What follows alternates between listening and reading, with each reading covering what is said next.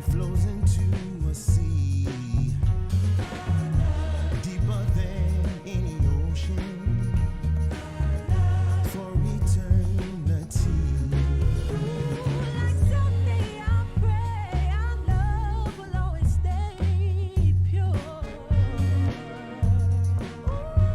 While the world turns around, He holds me down for sure. Our love is a bubbling fountain that flows into any sea. Deeper than any ocean for eternity. And after all, the rain will fall on us But I'll keep moving on, proud and strong with you.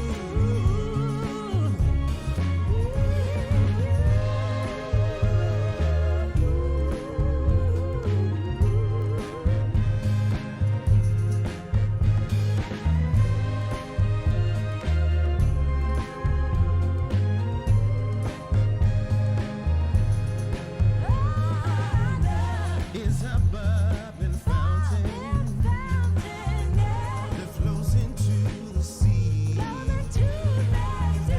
deeper than any ocean for eternity.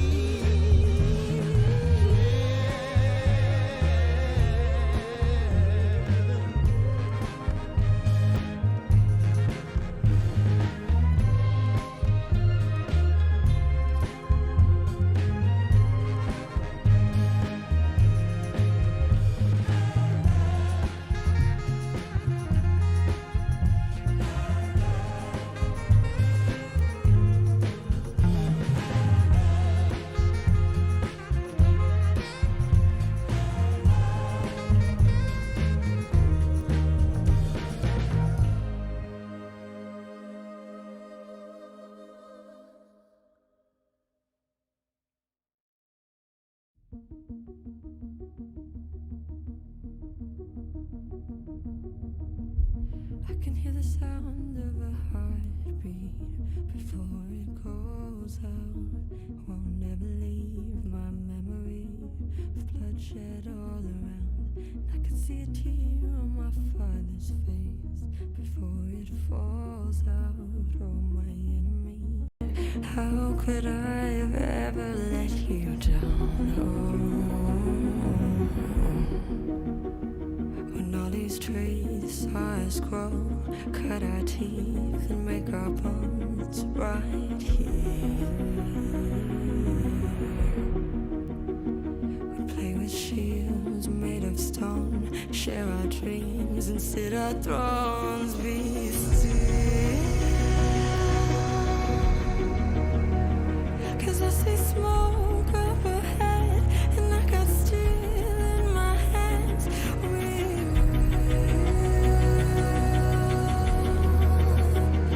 Return like warriors, I swear that we'll find glory up ahead. Tell me, where is my home? I don't recognize the faces anymore. No, where is my friend? The one I've known since I was only just a kid. I think it's time to say goodbye. Goodbye, goodbye. Goodbye, goodbye. Oh, it's time to say goodbye. Goodbye, goodbye. Goodbye, goodbye. Oh, it's time to say goodbye. Goodbye, goodbye.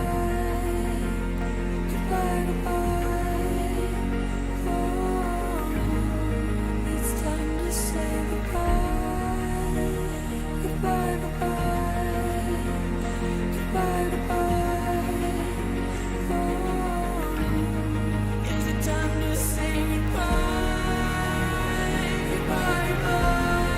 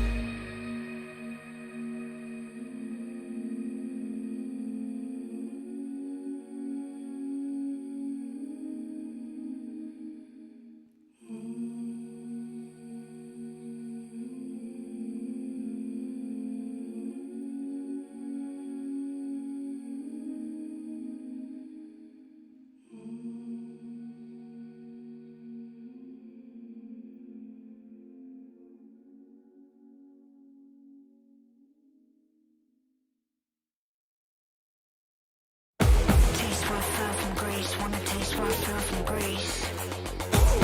Run away from the face, let's race if you wanna taste. You wanna mess around, I'm gonna take you down, down, down. Wanna slide and turn, such a lovely way to burn, burn, burn. I never felt like this before. I think I might just want some more. I never felt like this before. I think I might just slide, keep it on that if you wanna ride. Throw your head back, make you feel alive. The kind of bad that make you feel good, good, good. The kind of wrong that make you feel right. The little bad that make you feel alive. The kind of feeling that maybe you should, good, good. Dirty little animals. It makes your blood run hot. It makes your spit taste sweet. It makes you feel more alive than you have ever been. Why would you die up there when you can live underneath? Dirty little animals. Beautiful cannibals. Slide, keep it on that if you wanna ride. Throw your head back, make you feel alive. The kind of bad that make you feel good, good, good. The kind of wrong that make you feel right. The little bad that make you feel alive. The kind of feeling that maybe you should, good, good. Dirty little animals. The kind of bad that make you feel good, good, good.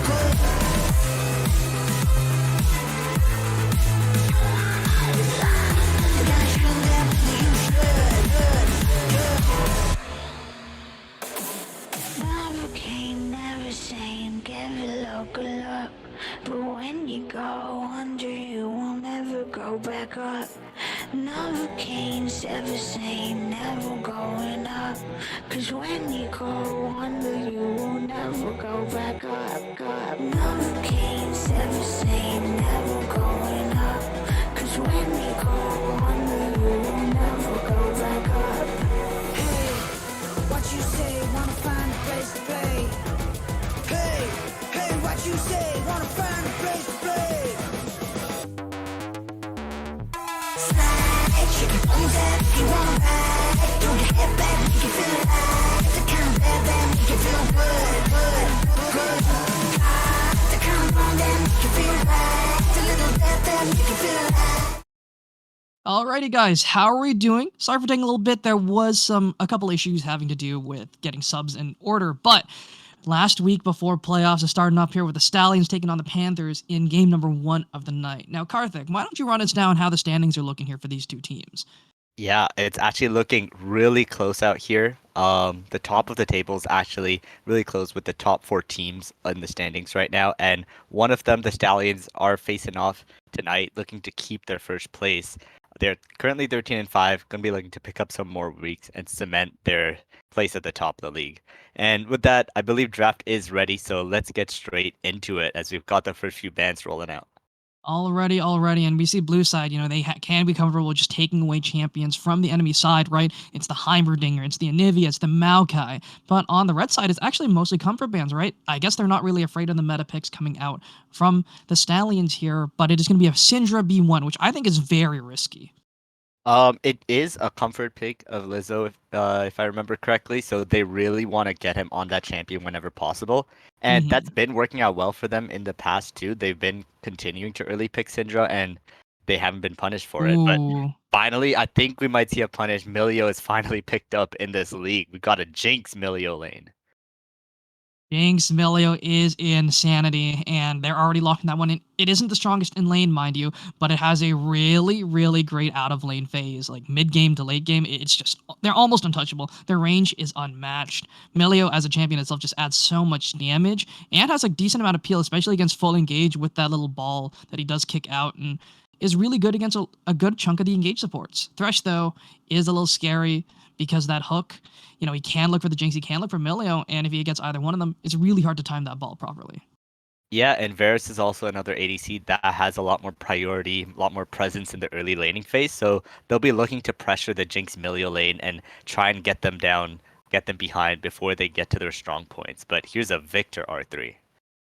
And the Victor is mostly just like an answer to that Syndra. You have a slightly longer range with your laser, and you are very safe in lane with those shields.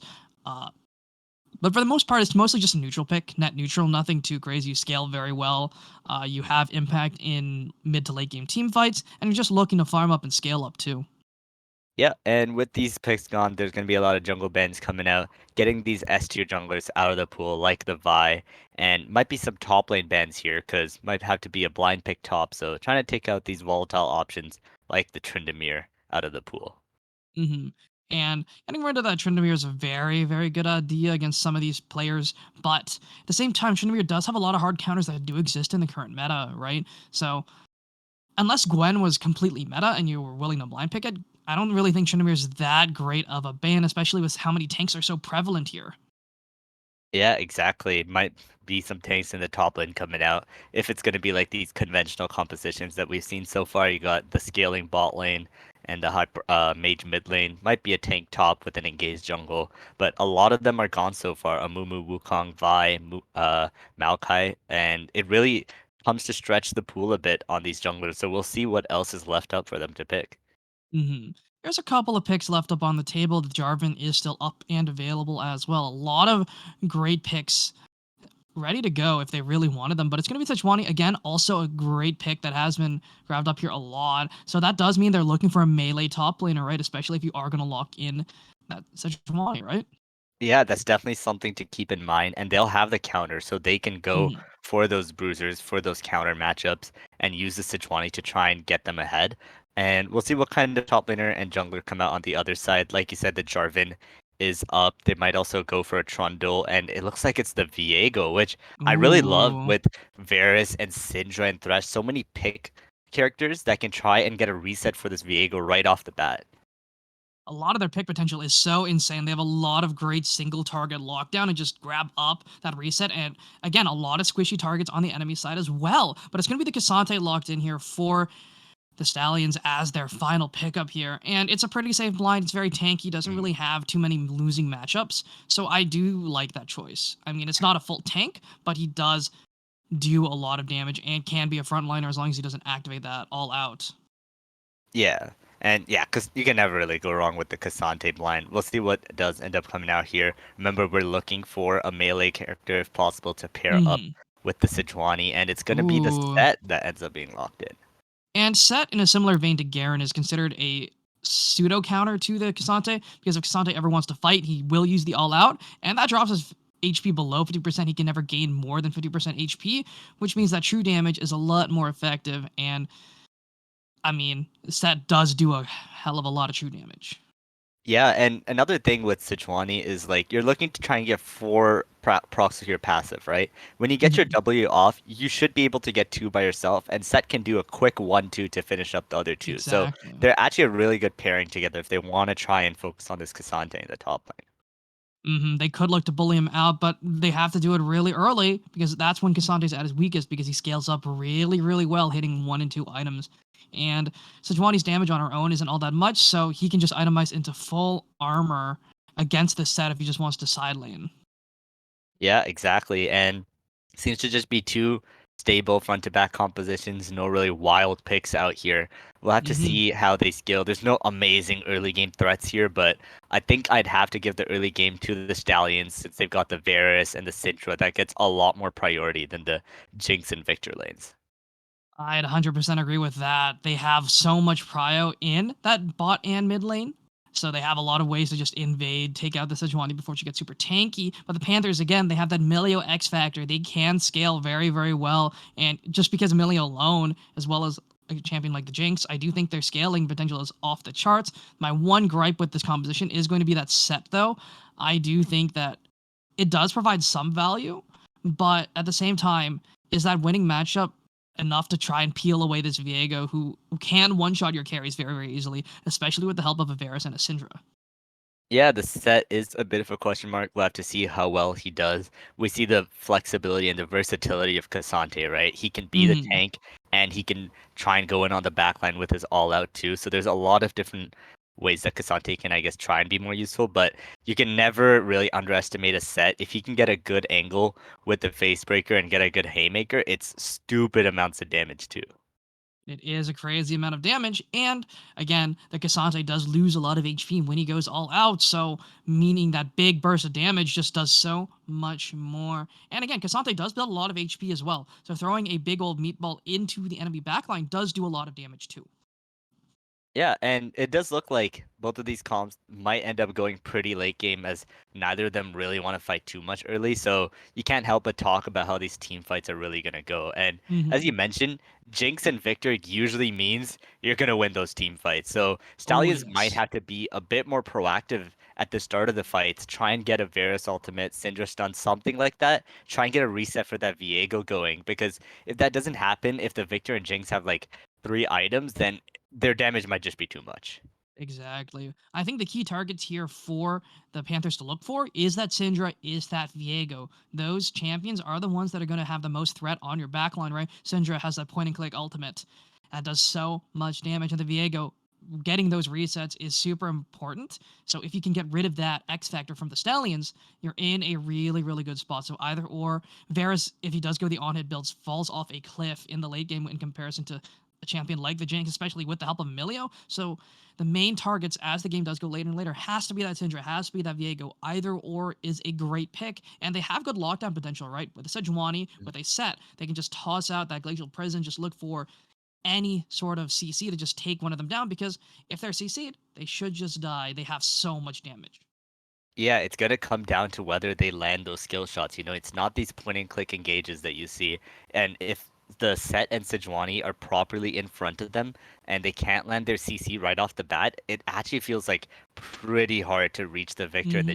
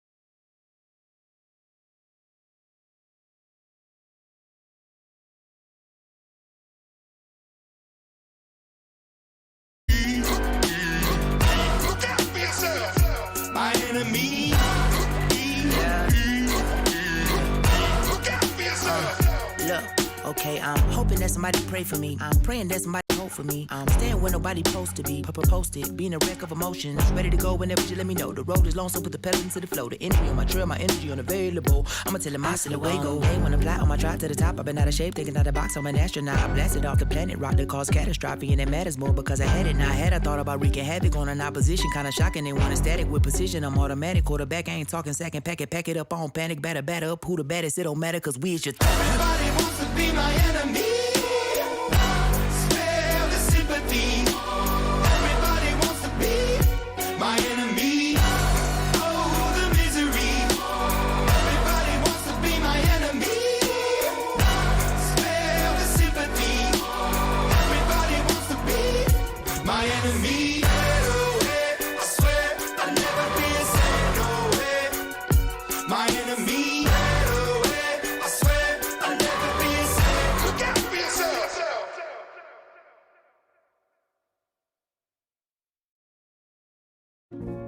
Hold the die your turn to roll before they fall through your fingers.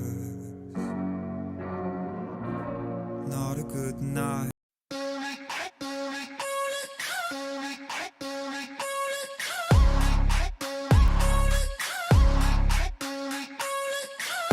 I declare war on anybody standing in the way of what I dream for. How could you ignore the ones that are voiceless, scream from the poor? They only here to score. I do it for the underground kings that don't need more. I'm kicking down your door. If I wonder why you got a pocket full of green for, it's all about the get back. It's hard to get. Alrighty, everyone. How are we doing game number 1? Locked and loaded. And guess who has a Thresh? And guess who's looking for an invade? It's going to be the Stallions loading up here onto the Rift looking for something. And do they make it into the bush in time without getting spotted? That's the real question here. Obongo walking up a little far. Should be able to spot out the Thresh here. And we do see the pings coming out. They know the entire side is ready to go. But the wards are going to go down. And nothing more. Yep, and Becky seeing them is gonna go up on the other side, get a ward on their blue buff too. So we got some good information for what side each jungler is gonna be starting. Mm-hmm. One little thing though is that red ward by that brush towards the enemy mid tower, the red side mid tower is not going to provide all that much value. It's very low impact, which is kind of unfortunate because they do have to be wary of, Viego ganks. They do have a lot of setup with Lantern as well, so that ward being down for the support is going to be very meaningful if Iconic paths towards bot side. Yeah, it does look like both junglers gonna be starting off on the bot side here. Wouldn't be surprised to see just a full clear getting themselves to level 4 and then maybe trying to look on us top laners based on who's pushed up. But they're pretty tanky, not the easiest to take them down. Exactly. And things are just going to be a standard start right bot to top clear. We do see that it's going to be nothing too out of the ordinary, but we do know where both junglers are starting. So at the very least, everyone is operating with, just some sort of caution, knowing where both junglers are. So the bot lane shouldn't really be trying to push at all. But it's going to be a little bit of a brawl here on the top side of Sonic having a big trade up against Slapped. Yeah, one thing to point out, Sonic took Ignite in this lane, so he has to look forward in these trades, try and get ahead, or else the TP is just going to be way more valuable as this game goes on. And I mean, having Ignite means winning lane should be a lot easier, but they do have to be wary of not having TP. If you end up taking a bad trade every now and then, that's going to mean a lot more as well. Level 2 has been hit, but no looks. Yep, they're backing up just in time. And see, Varus and Thresh know that the Sejuani is pathing up, so they'll be looking to play forward. They've got the Thresh hook.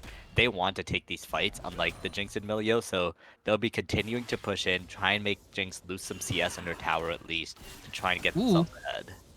Stun goes wide. Frozen is going to hit that level 3. So both mid laners hitting that power spike of having all 3 abilities ready to go. And Crab is going to be up here in just 30 seconds. So nothing too crazy going on here, but we do have some good wards placed by the Panthers. And they're going to spot out the Viego.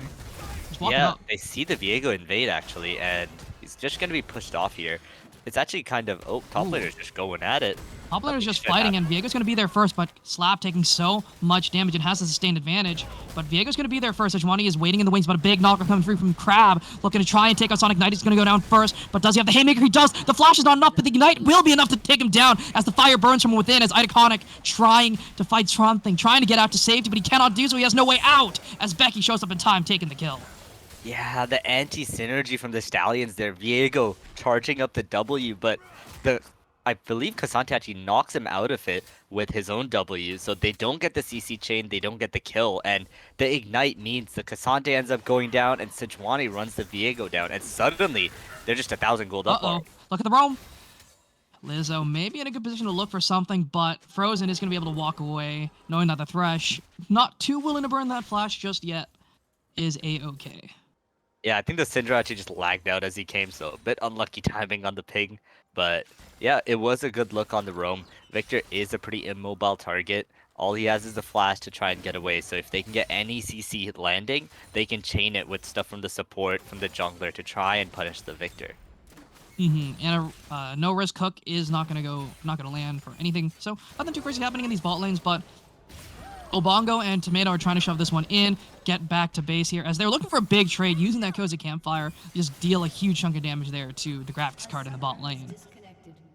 Yep. It's gonna be a pause here as the mid lane is DC'd, but yeah, like you were saying, the Jinx Milio, they're supposed to be weak right now, but when you have the additional range of the Campfire, as well as Jinx's rockets, like, you can just kite people out so hard, punish them on their way back, and you can really see the power of this lane already. Like, Jinx Milio is just such a good combo.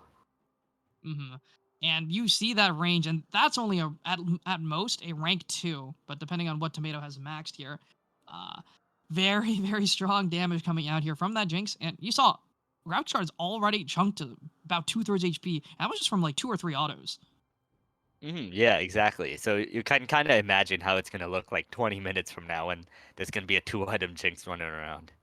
A 2-item Jinx early or very early is not going to be ideal here, as we are going to hit that little buffer as we do get things rolling in just a second. But the set in a good spot after getting that kill is going to probably look to try and push the next couple waves, get a good base off. Is sitting on a little bit of gold here, just under 100, but getting a couple waves in, getting more components is exactly what you want to be doing as this top laner, because you don't have that Ignite. You have to play these waves a lot more carefully than your enemy laner here.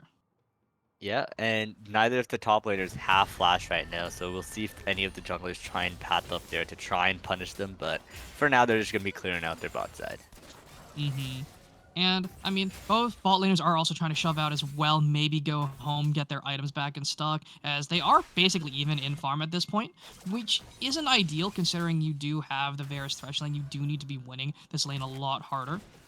So they need to try and get something done here in the next little bit, maybe try and force a dragon, which has just spawned up here, but the stun is going to land from Mukbang, but nothing else is going to happen. Yeah, you would expect the Syndra and the Varus Thrush to have prio in their lanes, but they're actually currently being pushed in, so they can't get too much done. Vigo's trying to look to maybe try and get into lane or anything like that, but the Sejuani's hovering, they got the good vision, and it's really hard to punish with the way they're playing. And item advantage is going to be on Becky as well. Already has that Balmy Cinder, so these fights should go in favor of the Panthers if anything does go crazy, because extended fights definitely favor the Jinx Milio over the Thresh Varus. Yeah, exactly. They're able to push in, and they're not that scared because the jungler's hovering them. And it's actually Sejuani. He's going to be looking to start up the dragon here as Viego looks bot again. A hook goes wide here. The flash is there, but the stun is only going to land onto Tomato, who has the bone plating, though, going to survive for so long and just be able to walk away. I mean, that just looked so forced there. Thresh trying to do a bunny hop, but doesn't really land a hook on any of them, just a minion. But still, he flashes back for the lantern, but you just don't have enough range that they just walk away. Yeah, they just walked out. And again, the hook only landed on the minion, right? So no true CC, but they are trying to force this dragon. 900 left. And they're going to knock back Iconic. The smite is going to land, and the hook only lands onto the Sejuani. But they're fighting on two fronts here. Becky forced to flash away, but they're trying to re-engage. They're not going to land the knockup, but they should be able to land the stun. The flash, the chompers are not enough. But Obongo trying to run forward here. Wanderer and the grabs card so very low, but Iconic has shown their face frozen. Doesn't have much mana to play with either. It's just going to be both sides walking away. But Obongo walking very far forward, not going to get hooked, though. Yeah, they're actually gonna pick up the dragon. This is so good for the side of Phantoms already. Being able to get that early dragon in a lane that this should mainly be pushed in for majority of the time. Exactly. And getting that dragon's going to be massive because it's going to help out a lot in this lane phase here for the Jinx, for this Victor, who realistically should have less push and should be poked out a little bit more. So having this early bit of health regen is going to help out a lot here. Yeah, and you can see like Victor is out of mana. He's just been pushing every wave constantly, trying to get that prio that's led to this dragon. But because he took the TP, he can just come right back, and none of that really matters. Exactly. And next dragon is going to be a Cloud one, so unfortunately these solo dragons aren't going to be the greatest for scaling. But at the very least, you know, the Ocean does help in this early game. And the Cloud does help with a little bit of out-of-combat movement. It's mostly helpful for Sejuani. Yeah, what it does mean is it'll probably be a pretty good soul. So soul win con is gonna definitely be a thing. And Stallions moving the Thresh up to this top side want this Herald really badly. And with the Milio moving down, it should just be theirs, as I really can't see them contesting it anymore. There's no real way for them to contest, but they are just going to look for the gank here onto Sonic, but the knockup is going to go wide with those Entofo strikes, but they're looking. They find the stun of the Sonic, who's trying to run for the hills, still has the Haymaker available. Are they going to force this dive here? The hook does land, and Sonic, is he going to get it out in time? He will, but he's going to get knocked back and take it down. Iconic will find the kill. Yeah, the CC lands, the set gets punished for pushing up too much, and this time, the synergy is right. They land all the CC, land all the damage, and pick up the kill, and the Herald should be ensuing. The Herald's going to go down, and unfortunately, Obongo and Tomato can't really look to force because, again, they are Jinx melee. They don't have the greatest force potential, but they do at least push the wave and maybe get some tower damage, get something done, because so far it's just a net negative here for the Panthers. Yeah, but actually, Viego's the only one on the Herald. The Sejuani's nearby. This could get dicey. He's by himself. It's gonna be a 50. Graceful Person doesn't land. It's 50-50, and Red Oh, Team no. gives it away as a great play by Becky will find it. Cannot find the stun. Oh, the Heartbreaker does not work. He doesn't land over the wall, as Lizzo is trying to take up Frozen as well, but it does force the Iconic to flash out. That is just a disaster for the Stallions here. Oh yeah, Herald's done. Yeah, you got it right, they said. But nah, Sejuani comes in for the steal. And, ooh, Jinx Rocket? Oh, it's a little too late, though, as the rocket does soar right where Viego was. Unfortunately, he was already back home before it hit. Yeah, and with that, Sejuani, she's got the Herald. She's got a big CS lead. She's taken over the enemy jungle right now as, look for a dive. Sonic taking a lot of damage here, has been forced to dive away, but there goes the all-out. The Ignite is already going to go down here, but Crab going to miss from that W, but is it going to be enough as Flash under the tower? The Herald's going to be used to buy some aggro here, and this dive is going to continue in just a second here as Slapped is trying to find something. Will find some damage here on the Sonic, forced to flash away. No flash available on the Cassante. W is going to go wide as well. The Arctic Assault not there, and they aren't going to find the kill, but they do get some plates, and Becky walking up forward. The Entofo strikes are going to find the knockup, but nothing more. Yeah, Cassante a bit hard to dive with all his mobility. Same thing with the set. Hard to land that Haymaker when he's just jumping around everywhere. But he does end up surviving. The set staying here, gonna try and look for the Cassante as he pushes in. Sejuani's lurking in the bush too. He does have the sustain advantage, right? As Set does get lower, he does lose or get a lot of health regen here. As they are looking for the fight here, Slapped is going to be in a world of trouble. Haymaker lands, and the Fist will find the kill as Sonic takes down Crab. Yeah, well played by the Phantoms. They understand that the Cassante really wants to push that lane out, or else it could be really rough, right? So they sit in the bushes, they wait for him to walk up and pick up on the kill. Uh-oh. They do spot out that And he hit it. Graphics card is there. Oh, the hook goes wide. The Flash Flay is going to go wide as well as Iconic can't even find anything as Frozen outplays the hell out of that support jungle duo. Yeah, Graphics trying to go for the flash predict on the hook instead of just going for the flay. Tries to go for the stylish play but doesn't end up working out. And Victor, that is the flash gone, so the jungler can look there in the future. The Thresh can look again in the future. And they gotta do something because this bot lane is basically just going even with them so far. It's just a slight CS lead that they've developed. A very, very small CS lead. 1 CS. I don't really know if that's all that great here, but Frozen taking so much damage. Will he go down? No! The Unleashed power is just not enough.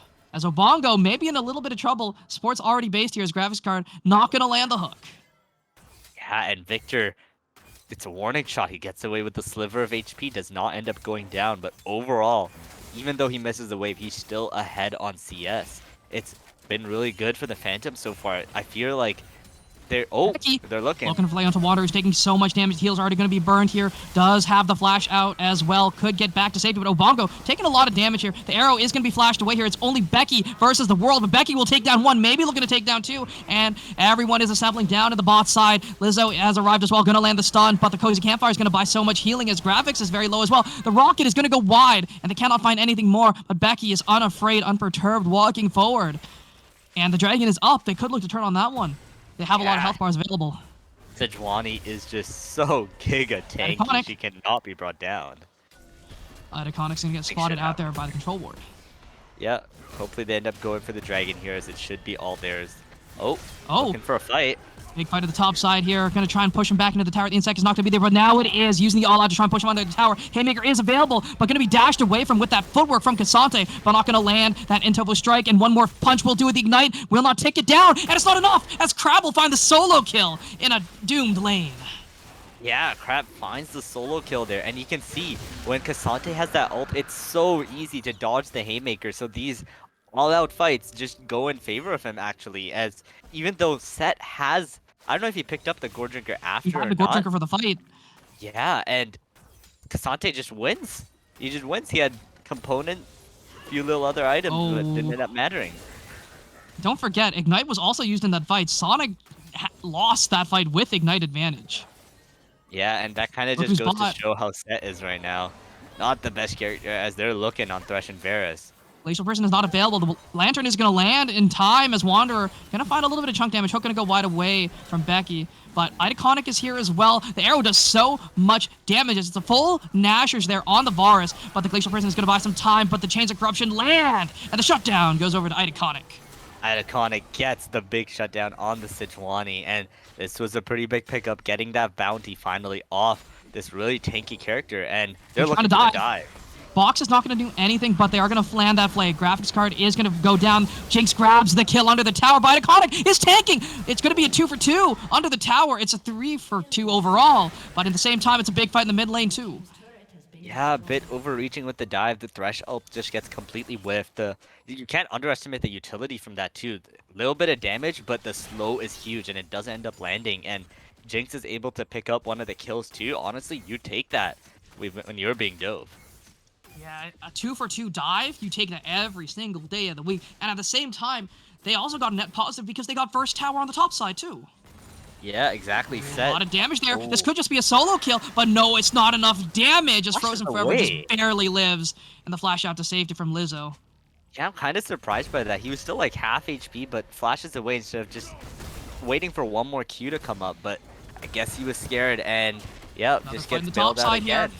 But Crab is not taking any damage at this point anymore, has those resistances, and there's just not really much Sonic can do. Has to try and land the full Haymaker, but he can't stack it up in time. He's just punching away. Conqueror is doing a lot of work in this fight here, but a beautiful Unstoppable is coming through. Out comes that Haymaker, or Showstopper, sorry, as the stun is going to go wide, but it should not be enough. The flash forward, one more auto, but no, the knockups, the CC is just too much as Lizzo will find the kill at the top side.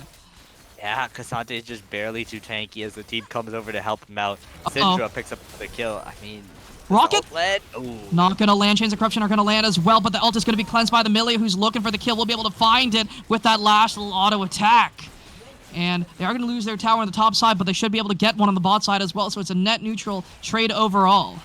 Yeah, I believe Varus still had the flash, but he tries to get one back on the Jinx. What is happening here is Frozen. Doesn't spot out the graphics card here as Iconic is waiting in the wings to play towards the side, but the box goes wide once more. The stun also does not land from the Syndra. The flash forward will land. That Spectral Maw as Frozen trying to find the kill. Will trade it 1 for 1 with a beautiful outplay. Flash forward.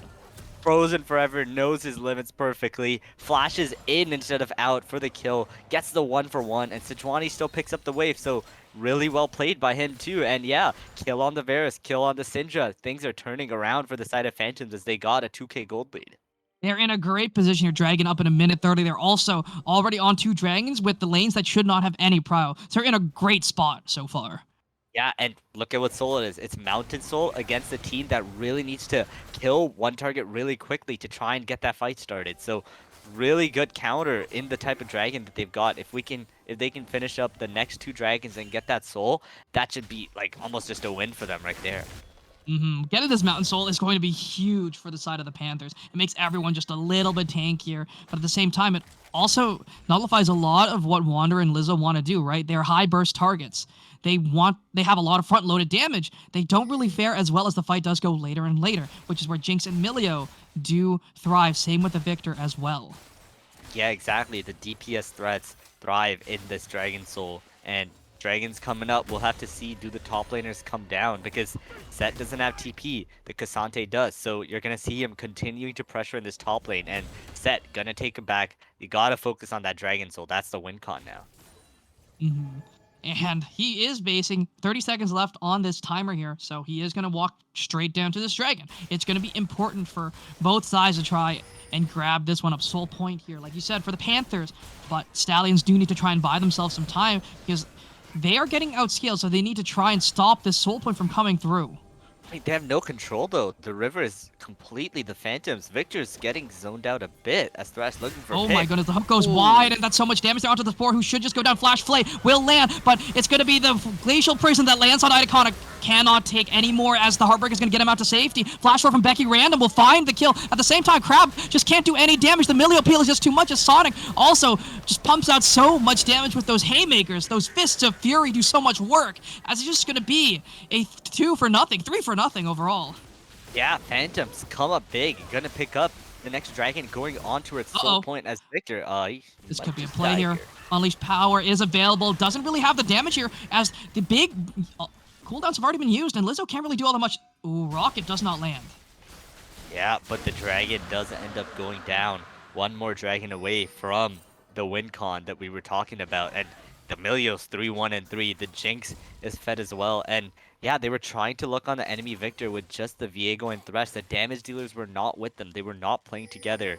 But Phantoms, they come to the side of Victor, and they're able to just clean house in the just kill everyone before the rest of the team gets there.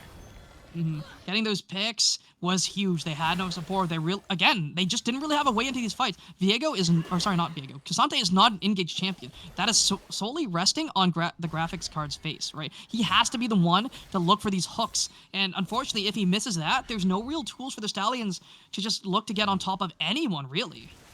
Yeah, and vision honestly is such a big component too.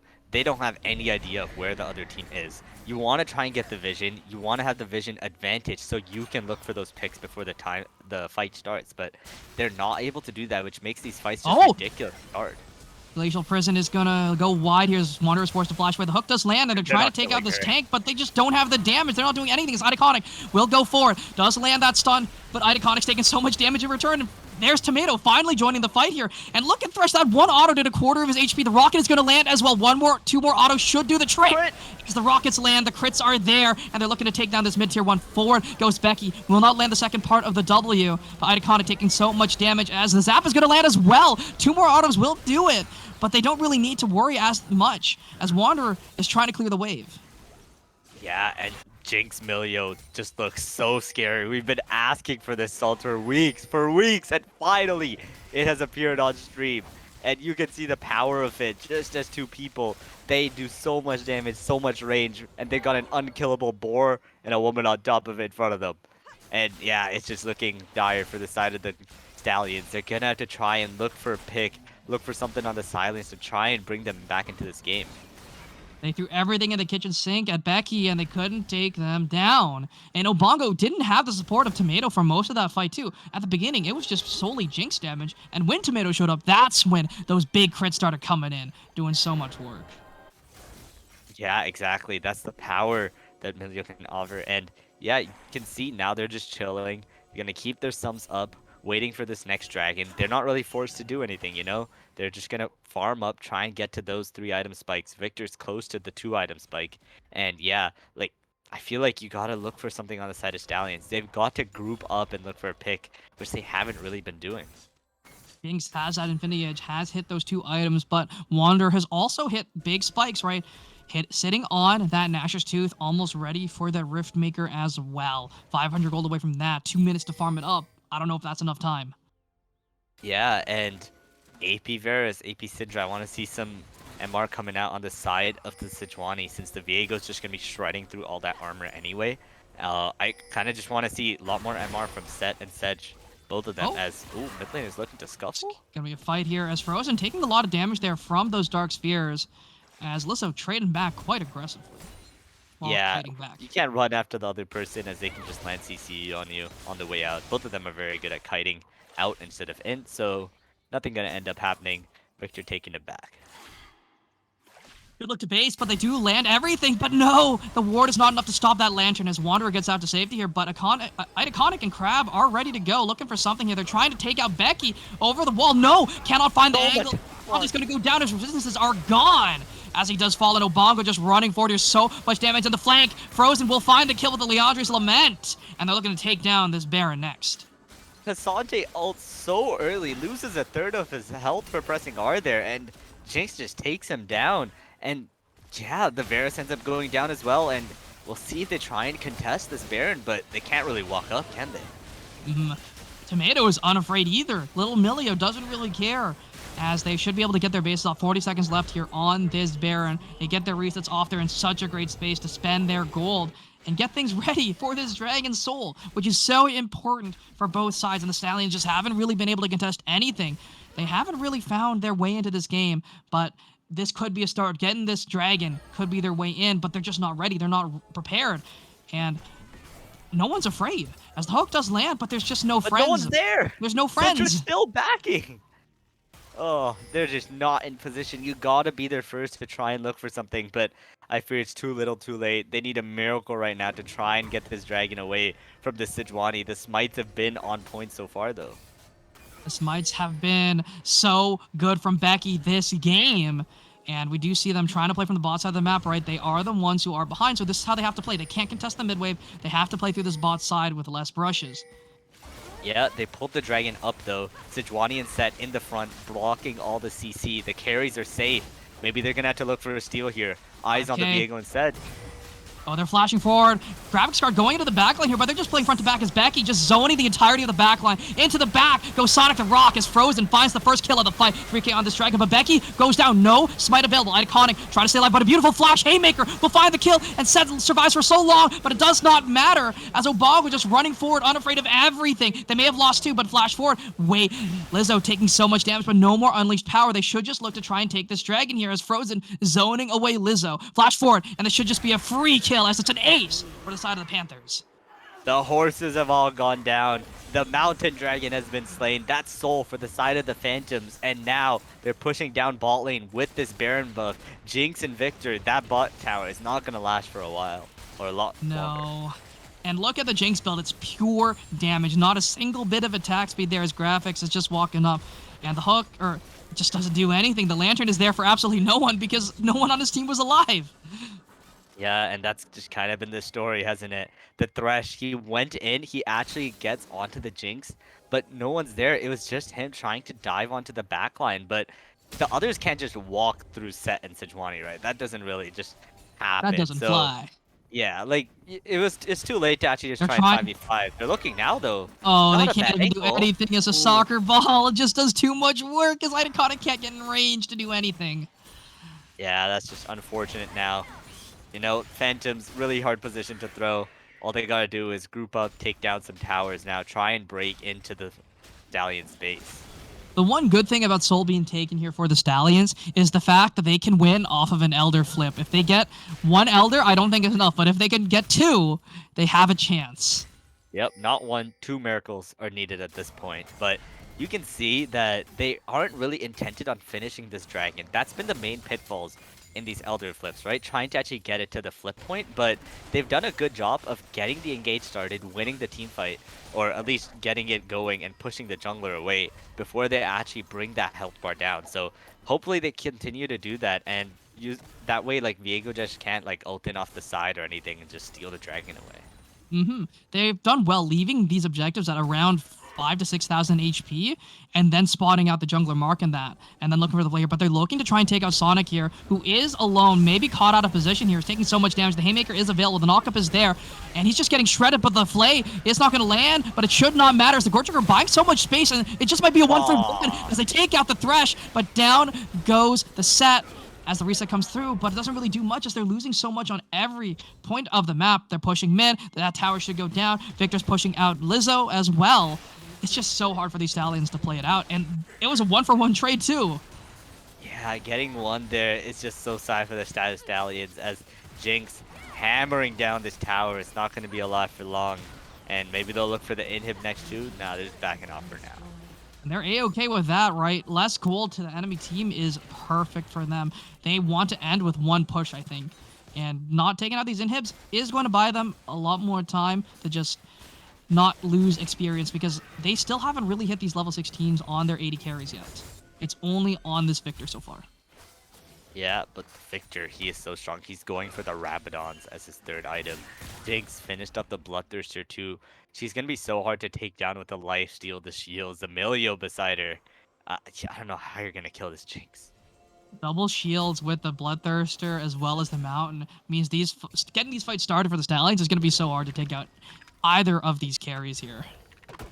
Yeah, exactly. And we'll have to see. They're playing it slow, you know? They're not giving any opportunity for the Stallions to throw. The Jinx is always with someone. The Victor on the side lane is potentially an angle to look for, right? He is alone with the Syndra a lot of the time. I want to maybe get the Thresh, get the Viego, try and collapse on the Victor or something. But for now, they recognize the only inner turret left up is top. The Baron spawning soon, so everyone just come top. It's going to be a 5v5. This is most likely going to be the fight that ends the game as Sonic trying to get into position to just zone away these key targets who want to look for something. But Crab actually going in here, looking for the play, trying to find something, pushing into the back as it should just be a free kill. As a shutdown goes over, Wanderer picks up the Jinx, but Crab is so unbelievably low as well. Iconic is very low too, as Frozen doing so much damage. And nothing much happening now as Crab... And it's Becky versus the Thresh, as nothing's really happening. The damage isn't really there. But look at Frozen, zoning away everyone all on his lonesome. The hook is going to land, but is that going to mean anything here as the box is going to be used? A good Glacial Prison lands onto Lissa, who's going to get caught out. Going to be taken out. The flash over the wall means nothing as the bird from Leandri's comes through, and this should just convert into a Baron. Yeah, they are able to get the Jinx, but they're just so behind at this point that it doesn't even matter. Frozen running forward with the Rabadons, just destroying anyone who comes near him. The Sejuani ult lands, the Syndra goes down, and Baron is next on the chopping block. Look where Thresh is, though. Thresh is in Narnia. They see Iconic. They should know that he's waiting in the mist. 8k on this objective. They do spot him out. The mist is going to wear off, and they're trying to zone him away. It's back up. 6k, 5k. Jinx is on the way. They just have to play it slow, too. 4k here. Dashing in, does land that stun on the Frozen, but he forced the flash away to safety. As into the back line goes Gravix, who does land a nice play here, but the Miller just buys so much space with the ultimate, the jump into the sky, doing so much work as Jinx has arrived. Jinx is popping off, and the Baron goes down to boot as well, and Crab just has no way over the wall trying to get out to safety. It does not matter, as it's a double kill to Obongo, and they should just be able to end the game. Lizzo's the only one Lizzo, left. Can she get anything? No, the damage isn't even there as they're running forward. The flash, not going to land, but the slows are there from Frozen as it's the ace coming through, and it should just be the game. Yeah, can't outrun the Shirelias as they run it down mid now. Inhibs left, they got a Baron wave. This has got to be the game being over in the next few seconds here. And there's just nothing that the Stallions could do. They were given a miracle by taking out the Jinx, but they just didn't have anything left in the tank. As the Panthers are just winning this game, there's nothing to say. They had great plays, the slows are there as well, but it does not matter. As the Nexus explodes, and the Panthers tie up and take first place. Or Panthers. Yeah, Phantoms end up taking down the strongest team in the league here, and that's what you can try and see here, right? Like, the standings are so close here, and any team can beat any team in this top few, and that's what it ends up being. It was the Panthers. Oh, it was actually the Panthers. That was the Panthers, so they take first. Yeah, and Stallions end up going down, but they still got a couple games to see. We'll have to see how these two teams perform in these next two games, who ends up clinching that first place slot. And yeah, you're gonna have to stick around. The next few games are gonna be coming up. We're gonna hop over to some VAD to see another first place team, the Hounds, take on the Astronauts, who I believe are right below them in the table right now. It's second place versus third place. And right after that, we'll be heading to VRD for our last match of the season. And with that, we'll head on over to a quick break as we want to keep the action rolling for you guys. We'll We'll see you in just a second.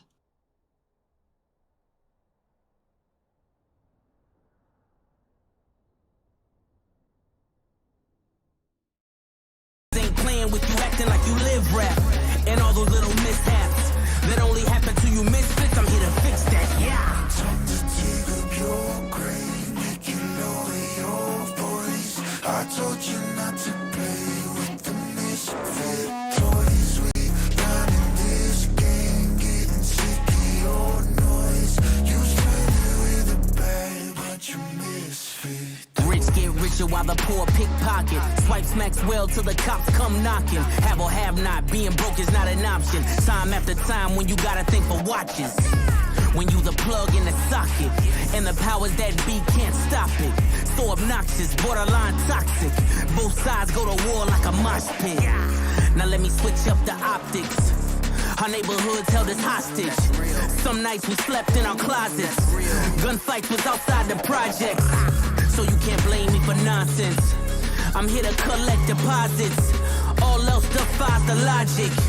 My people need me beside them now. Time to dig up your grave, make you lower your voice. I told you not to play with the misfit toys. We running this game, getting sick of your noise. You started with a bag, but you misfit toys. Don't play with the misfits. Come play with the misfits. Don't play with the misfits. Come and play with the misfits. I told you don't play with the misfits. Must be deaf, dumb, and blind, you a triplet. Don't you make me erase your existence. All by my lonely, need no assistance. Any disrespect gets met with the vengeance. Burn down gossip and hidden agendas. We set the tone for all to remember. You rewrite history, the greatest pretenders. You rewrite history, the greatest pretenders. Time to dig up your grave, make you lower your voice. I told you not to play with the misfit toys. We running this game, getting sick of your noise. You started with a bag, but you misfit toys. Don't play with the misfits. Come play with the misfits. You started with a bag, but you misfit toys.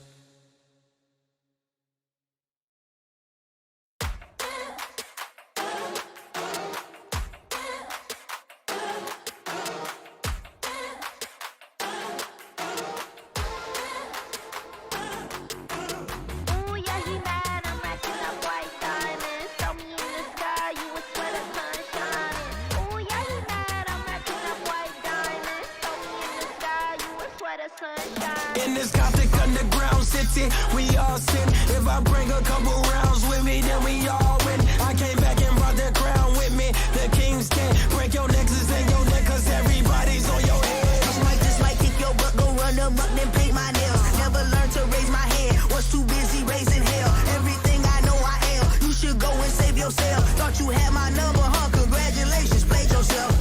Underground utopia, dynasties and dystopia. Fear is never an option, so time is not a real phobia. I'm beating the odds, rising to every occasion that's ever defeated the gods. Switch up the mind, nothing but champions coming up, rolling up one of those squad. Hold still, boy, like back then. Talk back till I snap back. This ain't brown, this that dark black. This that pitch black, jet black. Snap your ex, watch me give them flashbacks. Pressure's rising fast as lightning, they can't stop it now. If you ain't talking realness, then just change the topic now. They laughing at the top like they can't see the bottom. And they thought I needed help, but I got here without them. I am sharper than a pack of 100 razor blades. When the smoke clears out of here, but they name go fade. I'ma be here doing it my way. They said I should change it up, but what did I say? Ooh, yeah, he mad. I'm racking up white diamonds. Throw me in the sky, you would swear the sun shining. Ooh, yeah, he mad. I'm racking up white diamonds. Throw me in the sky, you would swear the sun shining. Hold still, boy, like back then. Talk back till I snap back. This ain't brown, this that dark black. This that pitch black, jet black. Snap your ex, watch me give them flashbacks. I get that magic all on me, I feel like I'm Tracy McGrady. Enemies circle around me 360, I count them with 8. I've been equipped with the spirit beside me since I was a baby. It's getting chaotic, I made me a product for causing the chaos right here when they ready. This gothic underground city, we all sin. If I bring a couple rounds with me, then we all win. I came back and brought the crown with me. The king's king. Break your necklace and your neck, cause everybody's on your head. Ooh, yeah, he mad. I'm racking up white diamonds. Smoky in the sky, you would swear the sun shining. Ooh, yeah, he mad. I'm racking up white diamonds. Smoky in the sky, you would swear the sun shining.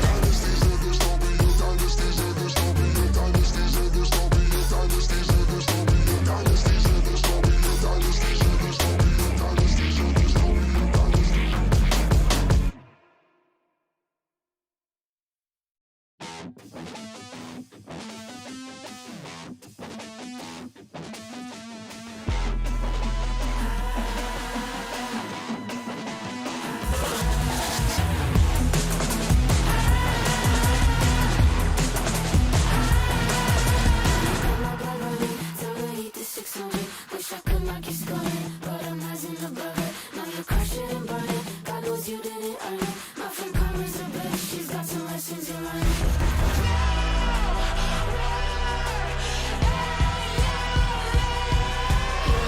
You're a snake, I can see it in your face.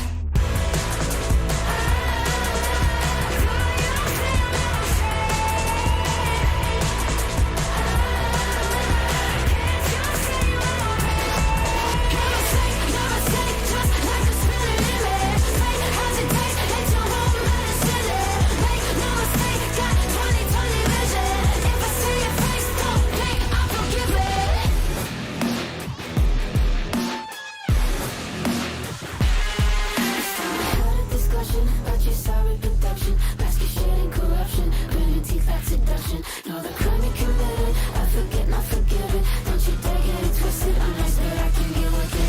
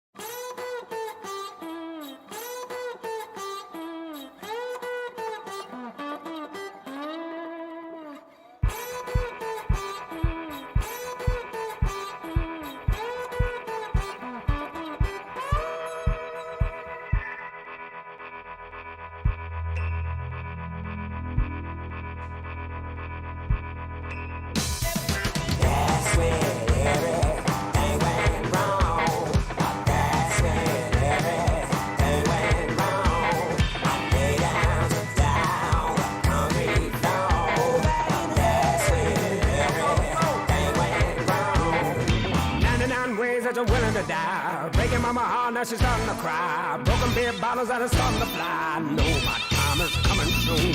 7 foot goon, I'm up in the room. Kicking up dust in the shadow of doom. Tell me something flare, now I'm starting to fume. I know my time is coming soon. That's when everything went wrong. That's when everything went wrong. I lay down, sit down, concrete floor. That's when everything went wrong.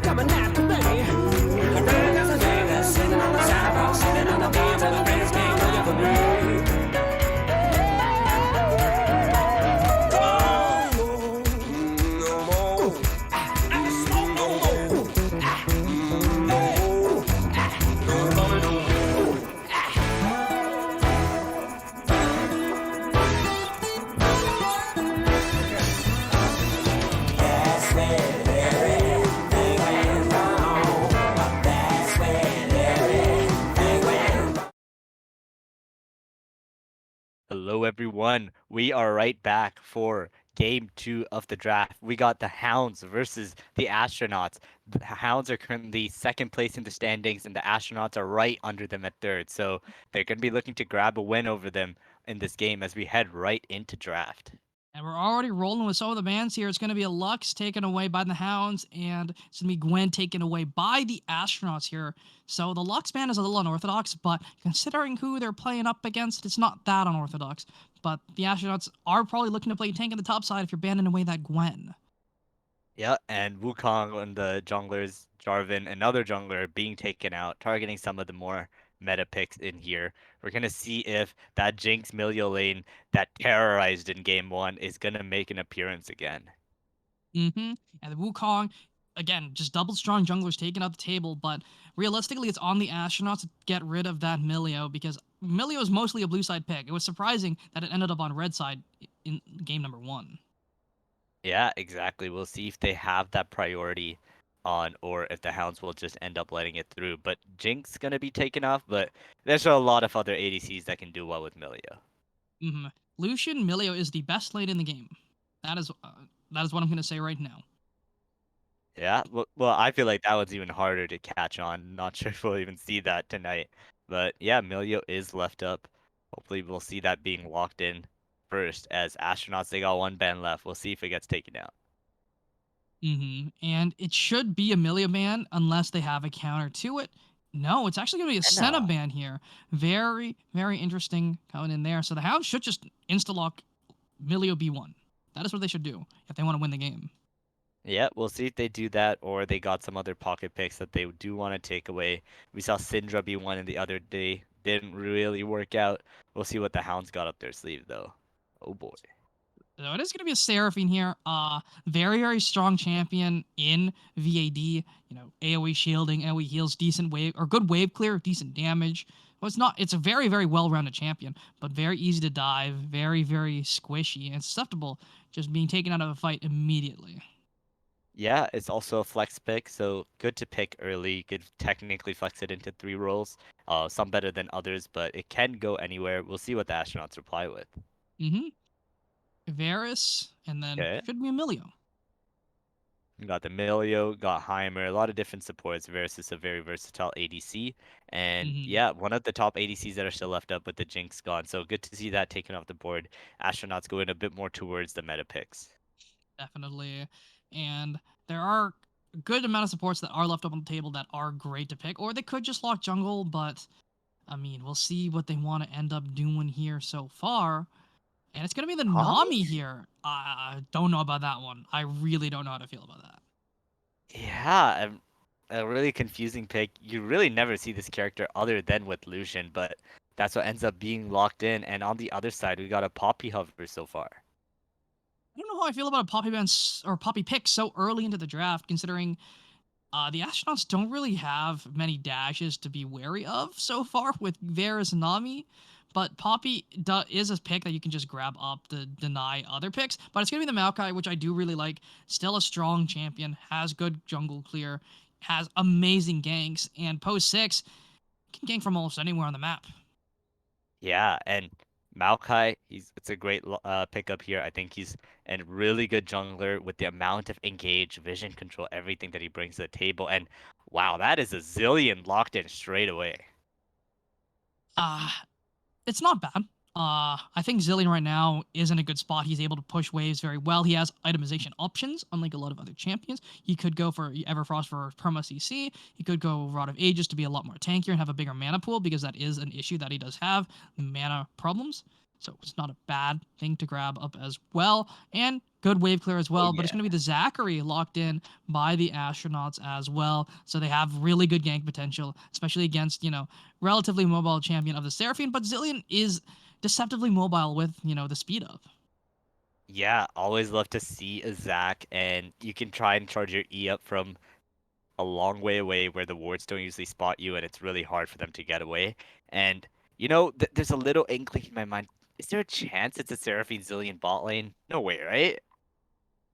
I mean, it could be. They have great wave clear. They're able to get priority very, very easily, right? Zillion bombs once, and then Seraphine can clear the wave instantly with her Q because of the execute damage that she Mhm. does have based on health.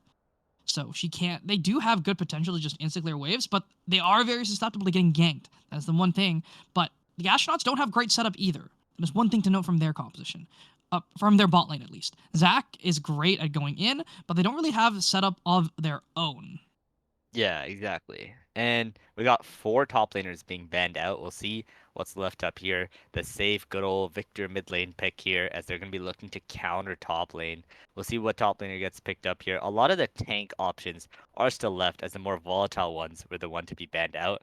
We could see Hmm. something like Ornn or Malphite always good into those immobile carries on the side of astronauts so far. And we'll have to see, where is the Seraphine going, right? Are they going Hmm. to lock in an ADC here? What are they going to do? They could do a lot of things with this pick, Oh, and it yep, is going to it's be that there for bot Seraphine lane. Zillion bot lane with the Aurelion Zol locked in. And I would just say, hey, we need a physical damage top, and it's going to be the Yone locked in Yone. here. Wow. I And it's mean, high risk, but high yeah, reward it's if it does pop easily off. counterable. We'll see what the astronauts reply with. And I think they yeah, just lock in a rock. exactly. Malphite looks so good into all these immobile top characters on the side of the house. We'll see if they can just be like, yeah, I don't want to try and like do like some skill matchup. Like just pick the rock. Yone is, it's just so hard for him to face them. All right, a quick tip here: if you are going to lock, Oh no. I actually don't like that very much because Aurelion Sol is one of the few mages that does well into Mundo, right? Mhm. Because it doesn't But in have. the end, it is 3 mages, you know? Like, It is three Mundo likes to mages, stack magic resist. It is Mhm. 3 mages. Honestly, but even his the Yone matchup is has some magic. horrendous. Yeah, it's not something like the Malphite. We'll have to see how this top lane matchup ends up being going. But yeah, it's a pretty unorthodox comp by the side of Hounds, you gotta say. Well, it's a lot more standard team fight 5v5 front to back from the side of Astronauts. Hmm. But the Hounds do have a lot of tools to just go in, right? They have the Fate Seal from the Yone. They have the Nature's Grasp there from Maokai. And Seraphine, again, has her Encore. They have so many long-range tools to look for plays with. And they also have an extra health bar there with the Zillion, too. I Mhm. mean, I just think they have too many tools for the astronauts to punch through. Yeah, it's interesting. They've got a lot of these like CCs engage abilities, but honestly, like, do they have the DPS threat that you would usually have your ADC be in the late game by doing a Seraphine Zillion bot lane? They do have the Yone option, who Mhm. does do a lot of damage, a lot of physical damage. With if he builds properly, the Mundo should not stand a chance this game. Yeah, we'll have to see. Does he pick up the board or does he do the normal like crit build that see on u.gg? But yeah, we'll have to see. Mundo, can he survive this lane and be that tank that's hard to kill? Or will Mhm. Yone be able to destroy him? I feel like top lanes don't usually matter that much, but I feel like this one, it really can, you know? How Mhm. big is this Mundo gonna be in trying to stop all that engaged potential from the side of Hounds, right? If they can just walk past him, then it's a bit of trouble for the astronauts. The good thing about the astronauts composition, though, is they have ways in. If they can lock down the Aurelion Soul, the Seraphine, just one of these mages, a good chunk of their composition goes away because that's a lot of their zoning tools, right? Aurelion Soul places down that singularity, and it's very, very hard for the immobile backline of the astronauts to walk forward. So they need to try and take him out. But at the same time, Seraphine also has that similar value with her ultimate. So getting rid of either of these carries is going to be very important for them. As Yone should never be with the team. He should be looking for flanks. He should never be going from straight ahead. He should always be looking for an angle. Yeah, and that just comes down to execution, right? It's a lot Hmm. easier for the astronauts to just play out that 5v5 team fight compared to Hounds. They got to be a lot more creative, look for those Yone flank angles, like you said. But on the other side, it's just, hey, Zach, go in. We're gonna hit what's in front of us. Hmm.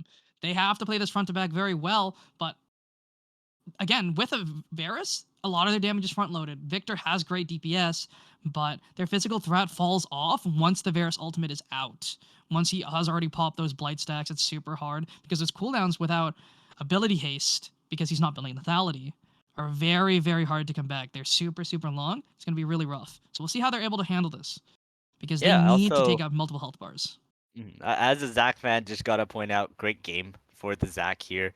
It is a good Zach game. Spirit Visage, not something he likes to go a lot, but I feel like it just offers so much value as there's magic damage from everyone on the enemy team. Even the Yone's got some of it. So Hmm. second item Spirit Visage continues to stack magic resist. I feel like if the tanks do get like even or ahead, it's just gonna be so hard for them to be taken down because it's not like they're just gonna be hitting them, right? There's gonna be a Victor and Varus on the other side. Mhm. So especially as again coming back to that window, it will be important to see how this matchup goes, how ahead this Yone is gonna be, or if he's gonna be behind. Because if the Yone is behind, then he doesn't look very useful in this game. Yeah, I'm just gonna say right now, the key matchup is top. Yone has to be ahead in order for this Mundo to not be a threat, right? Yeah, like Force the mid Mundo to lane is like. itemize into Mhm. armor. It's a lot harder for him to deal with the Aurelion Soul, who does have a lot of percentage damage, right? That's Mundo's greatest weakness, percentage damage. So if Aurelion Soul is able to stack up for free, which he should because it is a Victor, right? He's not going to be able to just all in. So we'll be able to. I mean, it's about mid lane scaling, but Yone has to win lane. That is the most important part of the Hounds competition. That is their way, their bridge into the late game. Yeah, exactly. Mid lane just gonna be scaling the entire time. Bot lane too. You know, Seraphine Zillion always just it's a bit of a snooze fest. They got so much wave clear. They Hmm. play so far back, and the enemy support's a Nami. Like it's not gonna be going in much. Like Nothing too crazy. I feel like the Zac, he can go in and punish them. If only there was an engaged support, I feel like Seraphine Zillion is in so much trouble, but that just wasn't what they picked up, as they picked up those three, like, or at least the Varus and Nami right off the bat. So, Hmm. bit regrettable, but it is what it is. It is what it is, and we'll see if the simplicity of the astronauts competition is enough to deal with this, just the damage coming out from the Hounds in just a little bit. As we get ready for the second game of the night, we will be right back.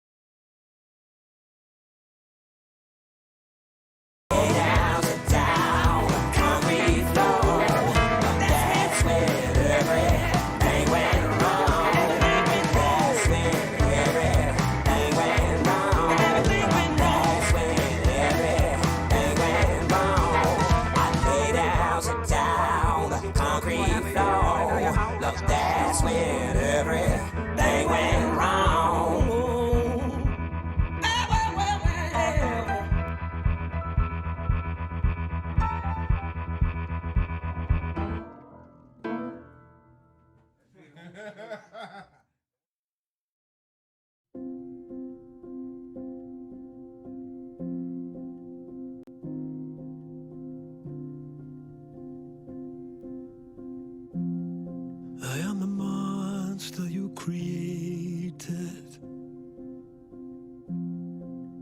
You ripped out all my parts. And worst of all, for me to live, I gotta kill the part of me that saw. And I needed you more.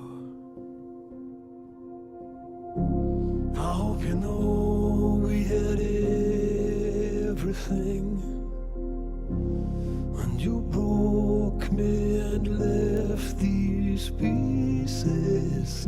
I want you to hurt like you hurt me today, and I want you to lose like I lose when I play what could have been.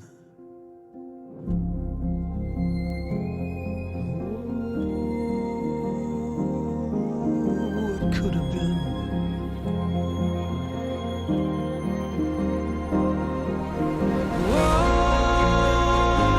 Why don't you love who I am? What we could have been.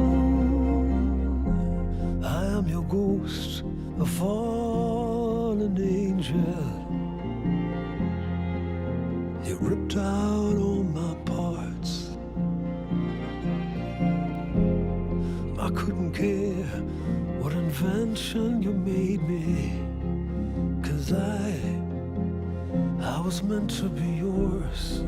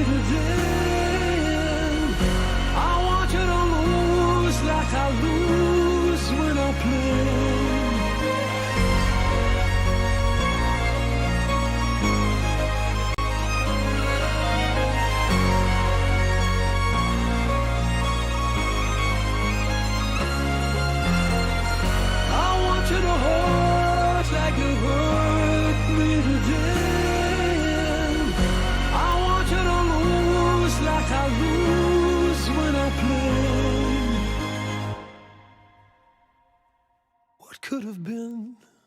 Alrighty, everyone, welcome back to game number 2 of the night, and a couple unorthodox choices here coming in. As you can see, there is no flash on the Zachary in the jungle. At the same time, Varus went poke into Maokai. Interesting. Yeah, some interesting choices coming out here, and there's gonna be a little scuffle. Careful, Zach has Ignite. But Guys, yeah. Zach has Ignite. He's gonna win. Yeah, it's a really First interesting strike. choice.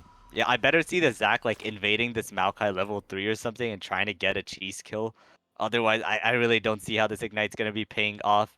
But yeah, jungle no flash, harder to get more kills in those ganks. But yeah, as we talked about, mid lane and bot lane should be pretty snooze fest as they're just mages scaling up. Varus got the tier, so isn't gonna be punishing that much. But that top lane, can Yone get ahead against the Mundo in the matchup, or Mundo gonna be that big tanky menace that you see in those solo queue games of yours? So again, we were talking about this earlier. Blade of the Rune King is a must this game with double front lines. Andy Fraud being the only physical damage dealer, he needs to have a blade. He needs to have, 3 items. But at the same time, all this AP coming in from the Hounds is going to be wonderful for the Astronauts to deal with, right? The Zac and this Mundo can just go Force of Nature, Spear Visage, and have no care in the world if this Yone is not ahead. Yeah, exactly. And right away, you see the mages trying to hit each other. Victor getting a lot of first strike value, while Acel, he also wants to trade to get that Stardust, make his ability stronger and bigger as the time goes on. And he needs to get this Stardust. He needs to stack up. He needs to be getting this gold and just being strong, right? Has hit the level 2 finally. Did actually start the Singularity instead of that breath attack to just try and get some early stacks, because it's a lot easier to stack with the Singularity because you can get more than 1 stack per target. Only on the minions, at least.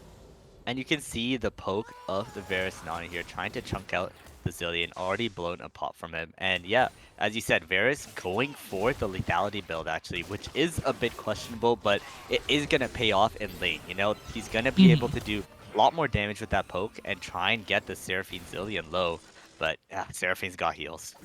Yeah, they do have great sustain. They also have great movement as well. With Seraphine does provide movement speed with her W, and same with the Zillion too. They have so much move speed to avoid these ganks as well, but they're doing a great job of spacing away Arctic and Flaccid. So they're playing this very, very well, and I don't think Milk and Darwin are responding quite as well as they could be. Yeah, exactly. And as the game goes on, we see both junglers just full clearing bot to top, and we see a ping from the Zac. The Yone is pushed up trying to get that wave in, so Zac is going to hunt for his prey right now. Flaccid very, very low on mana, but we do see the pings coming forward from Supreme Chris up on the top side. Walking forward here, should be able to get into that brush very nice and easy, but Andy already popped that Soul Unbound and is going to take a tower shot, should just go down, has the flash available, needs to flash away from the... Oh! Wait, a great sidestep, but will be pulled back there by the stretching strikes, and Andy has no way out as KibCat will grab the first blood. First blood from Mundo is huge as the Yone just... I mean, should it be a kill? Yeah. It's not a kill, but yeah. unexpected damage. As Cornum also getting checked. That is fair. Maokai getting the scuttle, getting both scuttles here most likely as a bit of a consolation prize. But yeah, Mundo getting that first kill. We'll see what he ends up backing for. But Yone actually going for a cull to try and get as much money in this lane as possible. He needs to be hitting that first item as soon as possible, but he also does need to hit items later. And Corruptor going to be able to grab that one up here. Does have the flash available, but Flaccid already drank those potions, is A-okay, and the health department just doesn't really have that much mana. Yeah, and honestly, that's a Kindle Gem buff for the Mundo compared to the callback of Yone. Like, that helps Mundo in this lane so much already. That HP just so valuable in the early game. HP is the most valuable stat that you can grab if you have the ability to buy it, because it's just more autos that you can take, right? In the early game, one Ruby Crystal is 150 HP, right? And depending on your 80 plus armor, that's about like at least 3 autos worth of HP that you're grabbing instead of just an additional 5 damage per auto. Yeah, exactly. And while Yone did end up going down, he does have a decent... Oh, great bubble. Arrow. Big bubble. And the arrow follows, but not too much damage out of there. But So at the same time, I mean, this Yone is actually dealing a good chunk of damage there to KibCat. Struggling a little bit here as Flaccid is having some good sustain, right? This is early game Nami. She is very, very strong. And again, another double bubble, but no arrow to follow this time. Alright, we said that Seraphine Zillion might be fine against this poke, but if Nami's landing bubbles like these, yeah, Zach better be heading down to capitalize on them. They're gonna be taking the back. They'll see the Zach here, so they gotta get out of there. This does mean they'll end up losing about a wave as they come back to lane. So good pressure from the Varus Nami. I actually want to see them try and transition this to maybe Dragon or anything like that. And yeah, Zach is looking towards it. Seraphine will be able to get that TP off. Is going to be able to catch this wave. Very low mana on both Arctic and Flaccid, and Milk is on a full reset, right? Has a full mana bar, has a lot more stats available. Yeah, Varus Nami actually haven't backed yet, so this Dragon could get potentially really bad. risky. Yeah, the Cloud Dragon actually, it attacks so fast, so it ends up dealing a lot of damage. And yeah, they're going to have to end up backing off. And this is actually a bit detrimental because their resets are going to be delayed. The Seraphine Zillion are just going to get a bit of more breathing room here. As yeah, Yone, it's 51 to 30, should be 38 here. Yep, there you go. But already getting that CS lead bit by bit. He's playing aggressive in this lane even after being ganked once. And knowing that he does still win out on these trades because of that Soul Unbound, right? The free true damage that he gets to deal by just hitting Mundo does so much work against a champion that relies a lot on resistances. Yeah, exactly. And we're going to have to see the Zach maybe try and punish this because this guy's just continuing to play aggro. And look at this. They know the other team has to reset. They push them off, so they're actually going for this Cloud Drag off the tempo that they received with the teleport of the Seraphine. And Darwin actually waiting in the mid lane here, looking to speed up, maybe get a slowdown here. The first bomb is going to land. The second one is going to go wide, but Darwin taking a lot of damage here. And the ultimate, the Chaos Storm is already out as Darwin running for the hills, has the heal, is going to flash forward. Defoe will find the kill, but Milk is here as well. Should be able to land the root, is not going to find it, but one more auto will do it as the breath will not find the kill, as it's Milk who does, but the bubble lands. Corruptor is forced to flash out to safety here. And, I mean, Flass is just popping off this game. Every bubble that matters has landed. Yeah, and Victor, you know, although he did pick up the kill on the Zillion, I feel like it is just not worth it because he doesn't have the TP. He's going to lose out on this huge wave on the turret right now. And yeah, like the Zillion ends up going down. That's all right. Seraphine comes in. She's able to get the CS in her lane that's about to push it now. So overall, it does go better for blue side here. But Zach, he's taking advantage of it. He's in the enemy's top side, just chilling. Not afraid, just taking all the CS there. We'll be able to grab up that Gromp, but Andy is actually kind of chunked here. Does not have the teleport either, so if he does fall, gonna be in a little bit of a rough spot. And we see he's looking for that big old jump over the wall. Yeah, but Yone is going farther and farther away from him, so not sure what exactly he'll be doing. Here he comes. He's going in, goes over the wall first. KibCat is taking a good chunk of damage. He has this Fate Seal. He could look to try and escape, but he uses the Soul Unbound already. Flash trying to get out to safety here as Andy Fraud's so unbelievably low. Will break the passive, but doesn't really have a way out. The autos from the minions are just not enough as Andy's running for the hills, flashing away from the cleaver. Makes it out to safety. Yeah, and that's the power of the Zap, but Yone does end up getting out in the 1v2. And yeah, even the Ignite was not quite enough there by the Zac. The Yone survives yet again, and he'll continue to exert this pressure.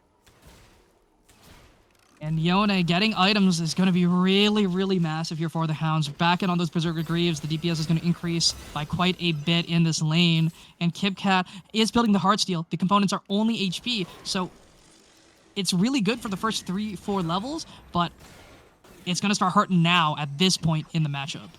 Yeah, and Maokai did actually end up going to the Rift Herald. Gonna land the Encore there right on the Seraphine. Does have the ultimate available, and Darwin is trying to go down here as fast as possible here, but he's just autoing away. It's gonna expire, but he's gonna be able to walk out to safety. Yeah, a lot of abilities being used, but no one ends up going down. But what does end up going down is that Rift Herald.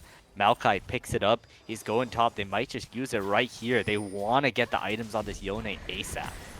They're going to drop it. We see Zach, though, already sitting on the top side. Will look for the bounce. Not going to find it, though.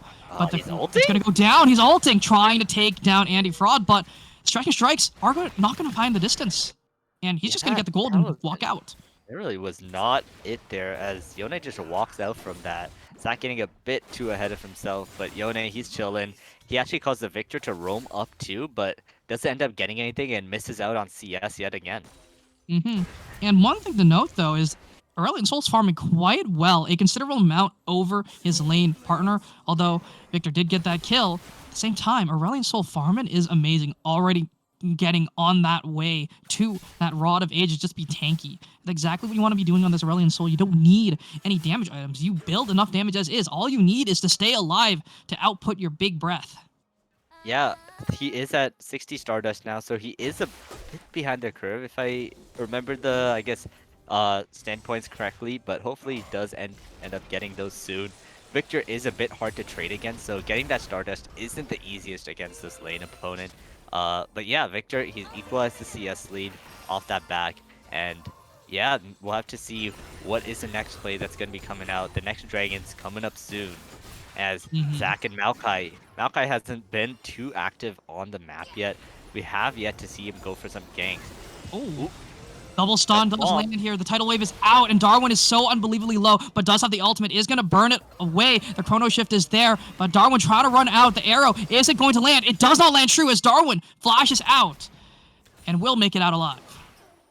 Yeah, the Zillion survives yet again, but we'll see if they can use this tempo to maybe put them in for some plates or a dragon or anything, as they've got a considerable CS lead as well. A good 20 farm up on this Seraphine is really, really good. And they need to be forcing this into objectives, though, right? They're already down one Cloud Dragon. Their win condition, this game is Soul, because the scaling from the Hounds is really, really powerful. But they have gotten 2 plates, though, at the very least. They've gotten a good CS lead and a lot of plates in their back pocket. Yeah, for sure. And right now, that Zillion doesn't have flash. The ult is actually down as well. We'll see if they try and look for the bot lane in any sort of capacity. The Maokai is also here. We'll see if his first play does end up being made. So far, he hasn't done anything, but Maokai's engaged potential, the ulti, the root, the slows with his other abilities as well, it's actually really good. I want to see him try and take advantage of that. At the very least, though, the Maokai has been the one on top of these objectives, right? Got the first Rift Herald, got first Dragon for his team, and, you know, makes Yone the richest man in the game solely off of plates, right? Sitting on 4.4k gold, up 300 gold on this Mundo, who did get first blood, mind you. Yeah, exactly. And Mundo actually ends up going for the hard steal here.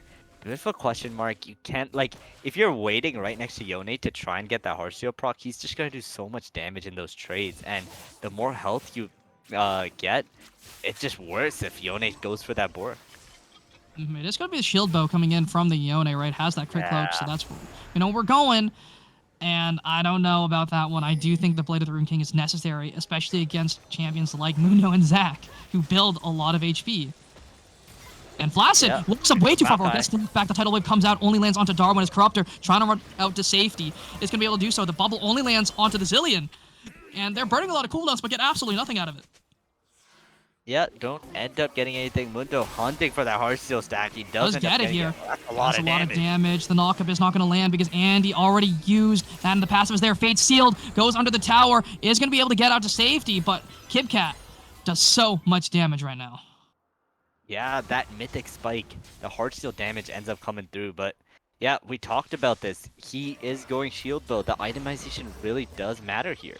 And a good double bubble once again from Flaccid, stopping the advancement of the Hounds.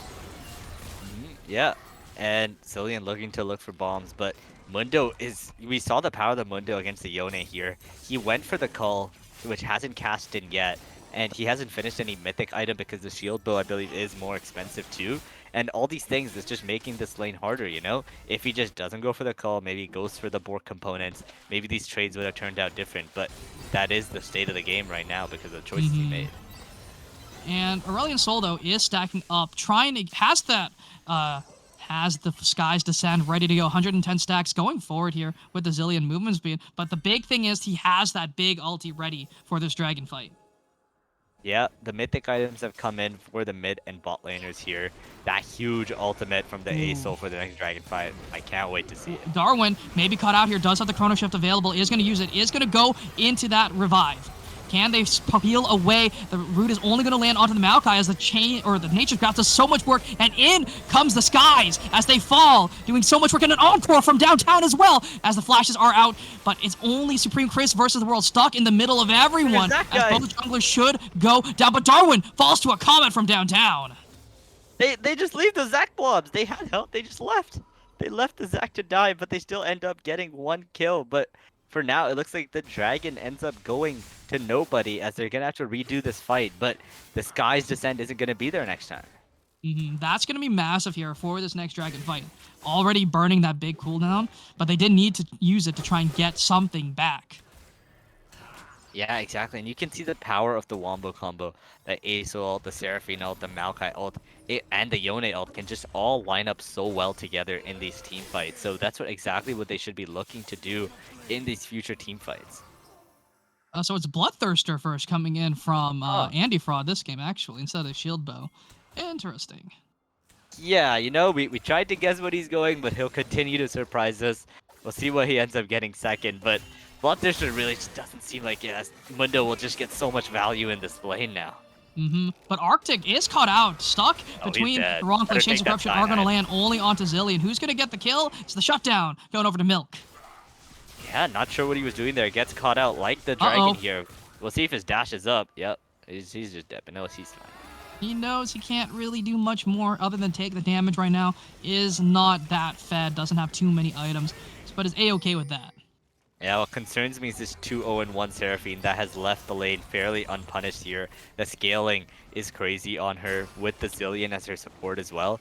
And we've seen the Zillion ulti, it's coming clutch every time, right? It looks like the Varus is going to kill him. He pops the ulti, ends up getting out in the end. And that's the power of the Zillion, purely off that one ability. They're going to use that Herald in the mid lane, but the wave is falling very, very quickly. Should go down to that Singularity, but the damage is coming out from the Chaos Storm as Defoe. Taking a big chunk of damage, though, and a good stun lands as Corruptor is waiting in the wings. Has Nature's Grasp, is going to use it, but are they going to be able to find the catch?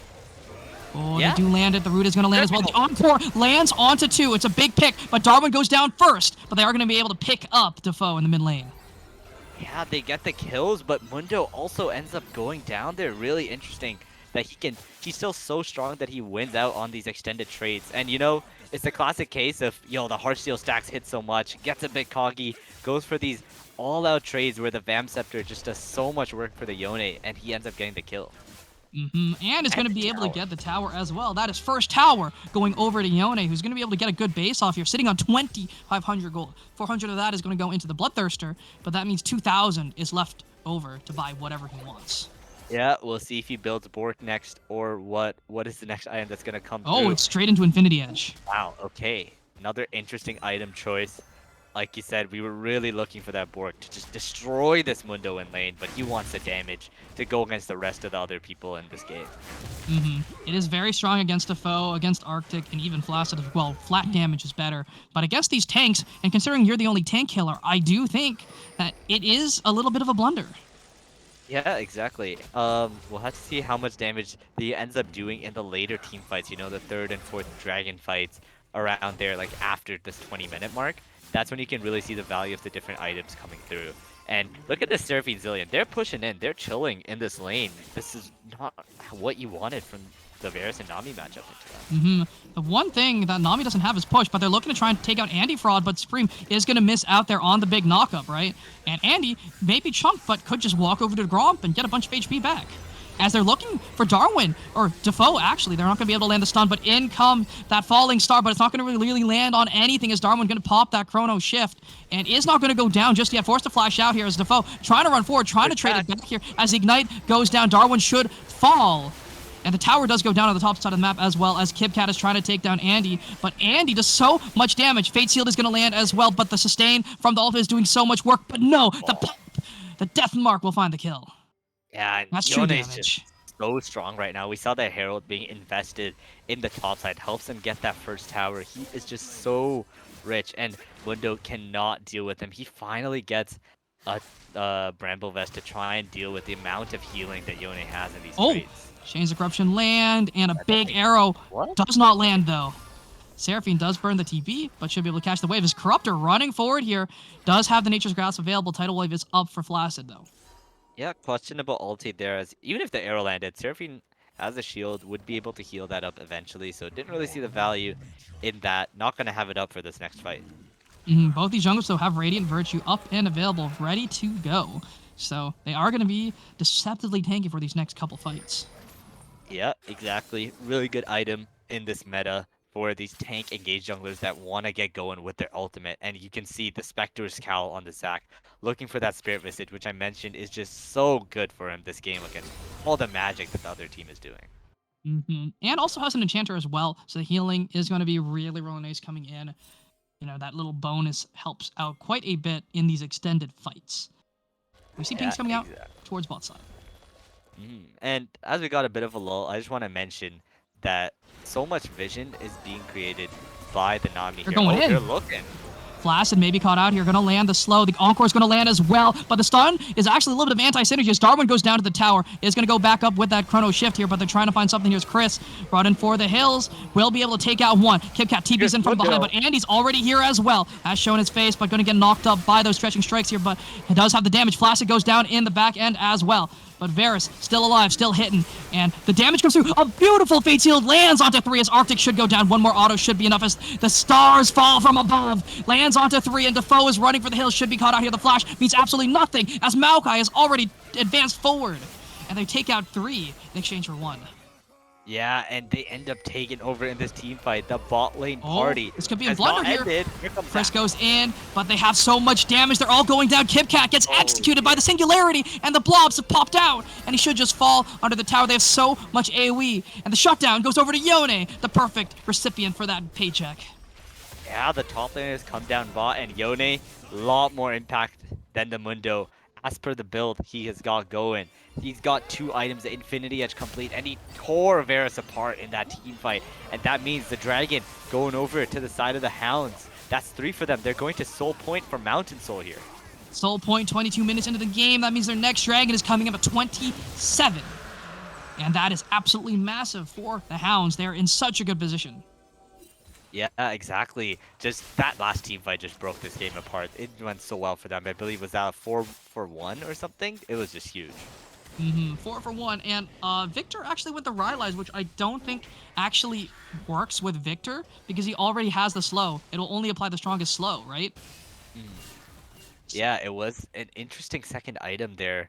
Does actually reduce the DPS that he will end up doing in these games. Victor's all about getting that big damage consistently, right? The Rylai's doesn't really help him too much with that. We'll see if that does end up making the difference. You see some people live with 1 HP, that was why. Exactly, but Flaccid here is trying to help out a little bit. Actually put that E on himself, right? So not really gonna help out Arctic with that damage. But Seraphine working her way towards that Seraph's Embrace with the tier stacks. But Varus already finished stacking up that one here. As Andy going forward here does have the Fate Seal, but not going to look to use that one. And doesn't really take all that much damage. Actually getting so much value from the Bloodthirster this game. It's already blocked 600 damage, so not bad. Yeah, good first item decision. We doubted it, but he's proven us wrong so far as this Yone is taking over this game. He's just got so much gold in him, and it's really hard to stop him at this point. They really need to focus him in this next team fight. And they're just trying to get farm at this point, right? The main thing that the Hounds need to do at this point is just to chill out, get farm, and play for dragons. They're in such a good position because of what they were able to do early. But Supreme, Chris going in, cannot land. The knock up there onto Darwin only landed the first part of the Q. Yeah, it's not like he had the flash to get the Q on the other person and combo his ultimate, right? Nope. Just at the Ignite. The Ignite is good for kills, right? He's sitting on 3, so, not bad. Has gotten a good amount of gold. Yeah, exactly. But so far, hasn't paid out too much in these team fights. See if it does make a difference. His CC is going to be essential in locking down the Yone that's going to be diving his carries for this next fight. But apart from, realistically, the Zac, there's not really that much CC that the astronauts have, right? They have the tidal wave, they have the bubble and Varus ultimate, but those things aren't the most reliable here as Defoe taking a big chunk of damage and Andy not really caring at all what Defoe was throwing at him. Yeah, the W and Bloodthirster shield amount to so much that the Victor just tickles him at this point. Oh, Andy gonna be taking a good chunk of damage. Tide Caller is going to come out, going to do a little bit of work here, but Supreme Chris already popped that ultimate, already got those tank stats, but is going to be able to make it out to safety. And they burn the Nature's Grasp, but don't get much off of it, but they do zone them away and save their Yone. Yeah, basically just Oh, trade in the end. wait, Oh, the Sky's Descent come from above as the Singularity is just doing so much work trying to pull in a Cyanide, but they can't really find the kill yet. The cooldowns aren't yet available, but he's just breathing on a spit and flames as Cornhub grabs the kill. grabs the kill. This Ace-Soul is so strong at this point. 10 stacks on the Rods of Ages. The Varus caught out again. The Yone can't be caught out because he just eased right back. That's Mundo hitting that top lane tower. Wait, KipKat maybe in a little bit of trouble here trying to get pulled back. Force a beautiful flash over the wall, but is that going to be enough to get him out to safety? Here's Milk fighting here against Supreme Chris as KipKat is running. Can you run any faster? Maybe just try and hit a wave, get something back as the breath is coming, the slows are there, and Andy actually picks up a kill on the bot side of the map. Wow, the Yone is just taking over, kills the mid laner on the side as the Mundo also ends up going down trying to get that top inner tower. I believe he actually could have gone the tower, it was so low, but he tries to escape, tries to look for the kill, but doesn't end up happening. Doesn't work out, and it just ends up falling for absolutely nothing, right? They just lost more and more. It's a 4.3k gold lead coming in here for the Hounds, and they're the early game team. Yeah, exactly. They're the late game team. Yeah, the Hounds are already running away with it. And now that this Yone is so fed, he's got a Zillion ulti behind him and a Seraphine being the, giving him shields along the way too. It's just so hard to deal with him. And they have triple TPs as well, so their map rotations are going to be really, really massive as this game just goes on and on, right? It's a little bit scary, right? From the Astronauts, they need to try and find these picks, but Darwin's ultimates have been super impactful, like you said. Yeah, exactly. And the ultimates, they chain on each other so well here, right? The Zillion ult can help keep people alive, but the rest of the ultimates that come in, all you need is one of them to land. Maokai can root up some people, all the other ultimates will follow instantly and just decimate the enemy carries. Yeah, it's Soul. And right now the Hounds have full control of the river. Like, Mundo's top. Really hard. Yeah, Mundo is still top. He has just the giving TP. Soul. TPing a little bit late. AK left eye on Dragon. They might be looking to just take out the jungler. Fate Sealed lands on two. Flaccid should go down. Will stay alive for a little bit longer as Cornhub dashes, pulling back the Zac here. But they're looking to just take out the front line first as KipKat should just go down. They do grab a tower, but it means absolutely nothing as they're just running for those Flaccid, taking so much damage. The Stretching Strike's going to do absolutely nothing. But the root is going to land. The Chains of Corruption are going to stop Cornhub from going any further, but they don't really have a way into this fight. Their front line has fallen. And 7k on the Dragon. Yeah, Zac. Flash forward. Doesn't land the knockup here, but Darwin may go down, but a stun stops the knockup from coming through. As snap back to reality, Andy is still up and ready to go. Supreme Chris running, doesn't really have a way out. Again, no flash, but Maokai actually saves it by knocking him over the wall. That Cyanide is in Narnia. Maybe caught out here trying to find these arrows, but they mean absolutely nothing. Cannot steal the Dragon either, as a smite should come through, and Soul is grabbed up, and it's just a massive, big win for the Hounds. Hounds take over the river. It's so hard for the Astronauts to walk in at all through that pinch point. Have to walk through a Seraphine ultimate, Maokai ultimate, Yone ultimate. It's just impossible, right? And that's just the easy Soul being picked up because Chris looking, but they can't really do anything at this point. Can't take out the wave here, but does pull Seraphine back and over the wall. Look at Andy. Should just instantly take out the Zac. Cuts him up like butter as he goes down. Jungler down. You gotta be looking for this Baron now potentially. And but Encore. it looks like doesn't land. Yeah, I really want them to go Baron here. It's just a free Baron, but they really want the mid tower. Yeah, I don't think they can really contest this tower with Defoe there. They should know that the Victor has essentially infinite wave clear. Yeah, exactly. Yone's still sticking around though. He really wants to push his lead. He's 7-1 already. It's so hard to take him down with the Bloodthirster and the Shield Bow. He is just like sneakily tanky. The shields are just providing so much value, and we'll see what this next item is from the Yone. But at this point, he's 3 items at 29 minutes. He is A-okay. It's looking like a Death's Dance, actually, with that Caulfield's. Yeah, Death's Dance is a good option to come in here. The Varus may be trying to kill him with his ultimate combo, but he's going to be looking to stop that, continuing to go in and get resets off the kills to keep him alive. And Cornhub should just look to grab up this move buff. That is a hard what's that? Yeah, gonna be Wit's End. Because there is a lot of magic damage coming from the other team, so I actually do like this buy better. Oh, not gonna be able to land anything there. Uh, but nothing too crazy going on. Baron is available, but Chris is back up. That is the one thing that the Astronauts have going for them. They can look for crazy steals with a Zac. Yeah, Zach is really good at stealing objectives, has the range to get in really easily, and a good amount of burst to come with the smite if you land the E on the objective. And that might be why the Hounds are just not looking to try and start Baron or anything. Just continue to pressure, look for some dives with their ultimates, and just clean house. Mm-hmm. And we see that the Astronauts have actually maintained great vision control, but throughout the entirety of this game, but it means nothing because they're so far behind. Yeah, exactly. And it's just a bit of air ramming going on here. The Yone also coming from behind to mid. Maybe they're going to look for something here. Oh, Defoe taking so much damage. The knockup is going to land. The Let's Bounce is going to go out. They're trying to take out Cornell, but they cannot do so. Nature's Grasp not going to land on anyone, but they are. But look at Andy Fraud. They hands onto the back line with that fate sealed as he seals Nami's fate and doesn't even go down. The shields are just too much as the tower goes down as well. Oh, Yeah, Pornhub looking for the play here onto Defoe. Does land that big old star from above. Taking out the Victor, and a beautiful charm lands onto two. They're taking out the front line so fast, it does not even matter. The percentage damage from Asol is doing so much work. KitKat forced to flash out to safety, and Darwin stays alive even with the Chrono shift. But Cornhub steps up a little too far forward, taking a big chunk of damage, but the healing is there. The Seraphine providing so much value as these fights go later and later. Yeah, As Andy, just going forward, does not care about any tower damage. yeah, but now the tower should end up being taken out here. Yone shredding that tower to pieces, as now it's just looking doomed for the side of the Astronauts as the Hounds running over this game. It is just so scary here for the Astronauts right now, and they don't really have a way in, right? Their Victor is their best scaler, but at this point, Cyanide has already fallen off, not really providing that much value anymore.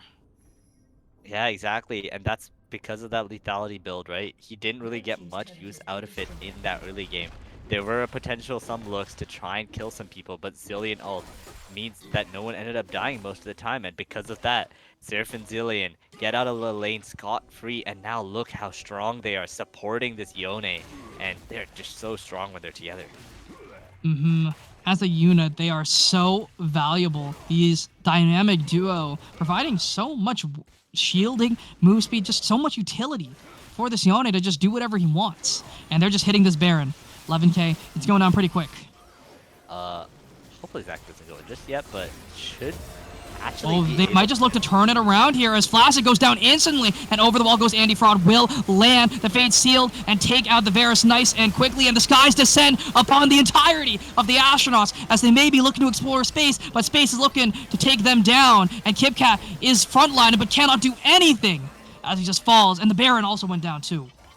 Yep, Yone is just doing everything. He takes the Baron too, covering everything. As they are marching it down mid, it's only Zac and Victor left in this fight, and there's really not much they can do. This Asol, by the way, just has so much Stardust. That ult covered up the entire Dragon Pit.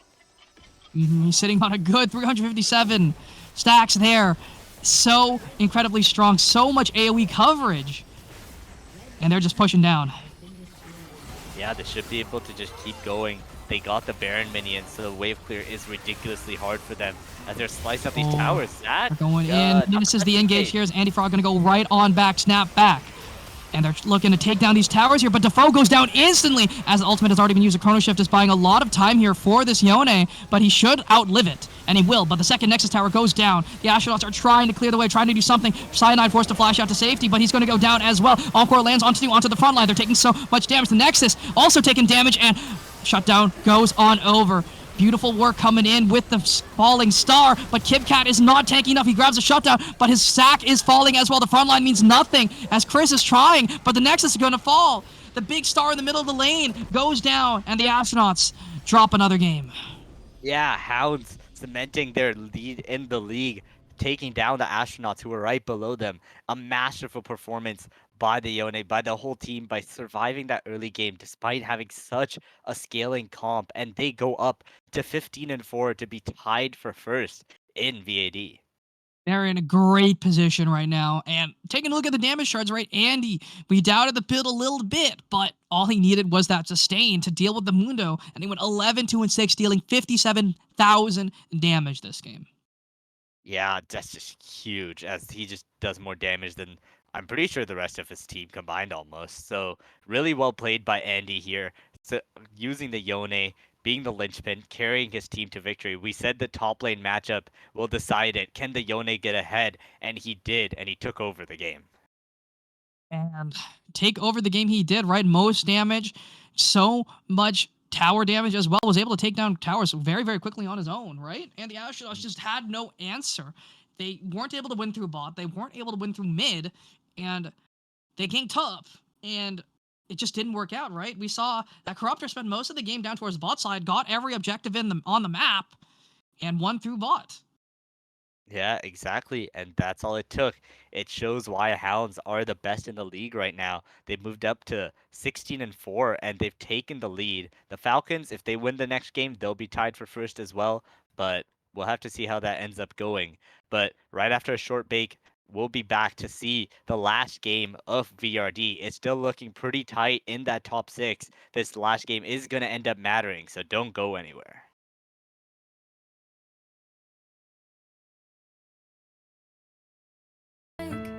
Pretty little flower, won't you sit back down and go play nice? So keep talking, keep laughing. One day you wish you had it. Other people on fire, fire. Maybe it's time they meet their dragon. If you're gonna hold me down, you're not gonna let me into your castle walls. None of you can keep them. 'Cause if I gotta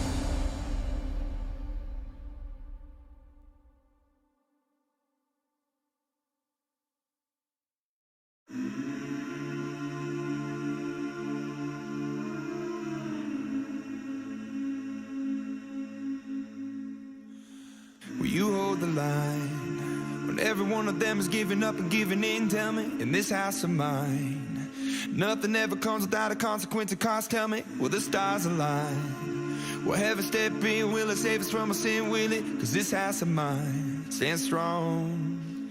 That's the price you pay. Leave behind your heart and cast away. Just another product of today. Rather be the hunter than the prey. And you're standing on the edge, face up, cause you're a natural. I bleed it harder.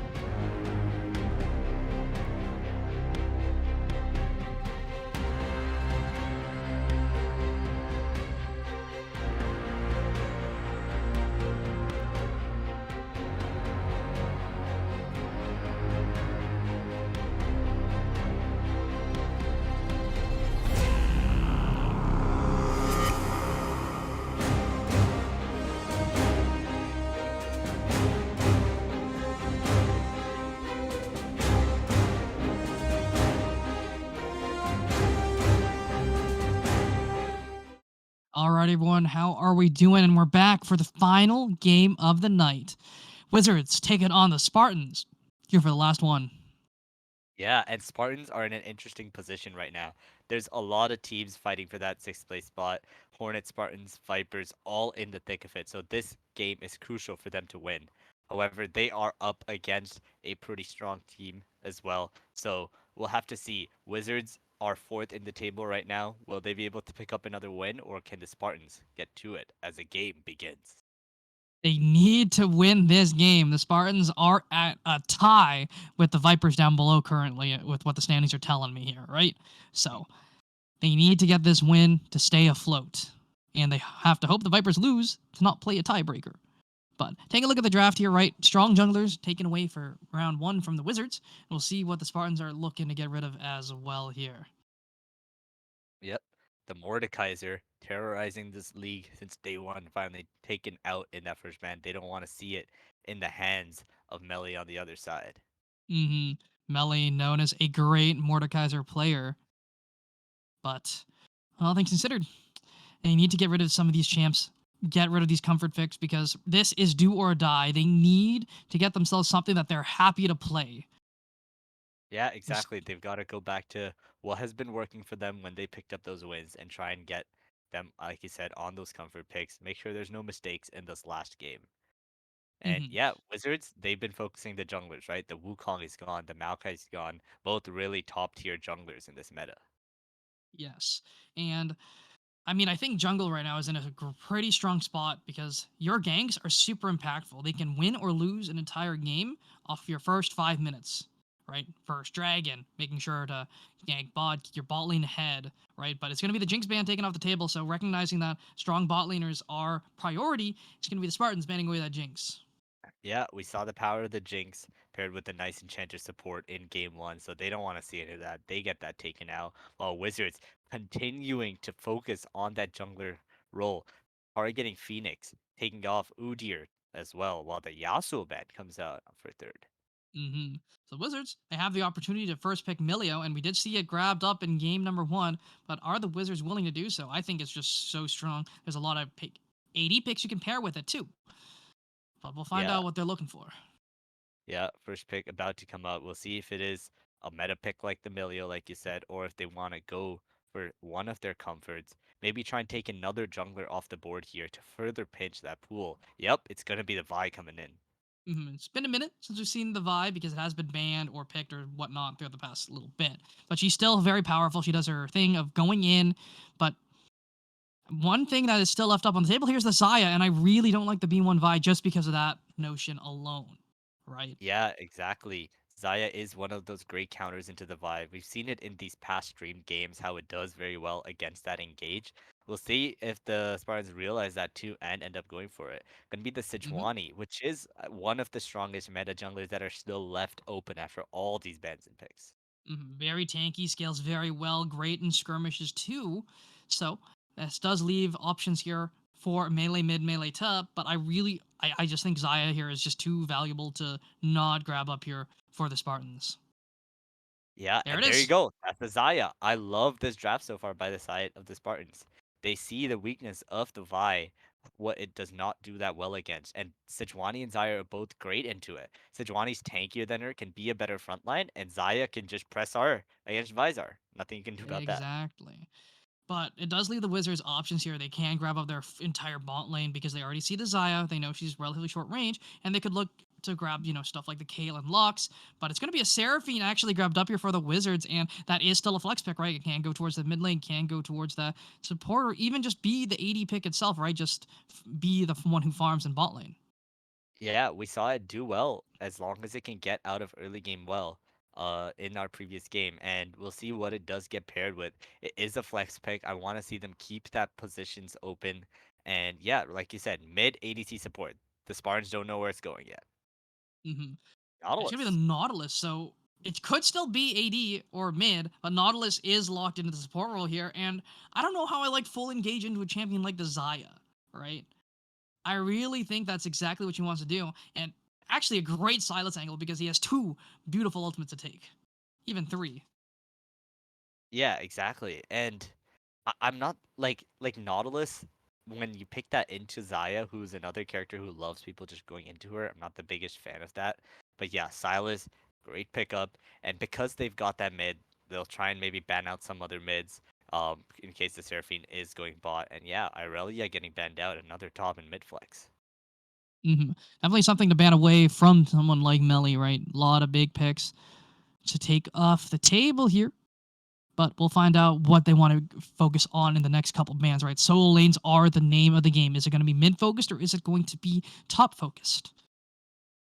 Yeah, exactly. And we'll have to see what ends up coming down as there's gonna be a lot of counter picks that may be important here. Getting rid of all these volatile characters like the Irelia and Kennen, who are really just like feast or famine. So try and maybe see if they go for some more consistent picks, like some of the tanks that we've seen in the meta. Mm-hmm. You know, champions like the Scion, the Cho'Gath are both still available. You could also go something that's pseudo tanky, like the Set. Even we've seen that picked up. They, But champions like the Olaf are still good, right? I even though that nerf hit, it didn't hit hard at all. People just did not realize how to play around it. But again, Cassante still up and available as well. But it's gonna be a Syndra ban taken off the table by the Spartans. yeah, exactly. And we'll see what ends up coming out here. Kennen is also another flex pick. They don't want to try and deal with that because you want to know at least who you're going to be countering before you pick another blind character on the side of Wizards. Mm-hmm. And rounding out the bans here, the Wizards do have plenty of options, right? They could go for another mid or another top ban, or maybe look towards that mid, but it's actually going to be a support ban with the Rakan taken off the table. Yeah, they got their support already, so they can spend all the support bans they want.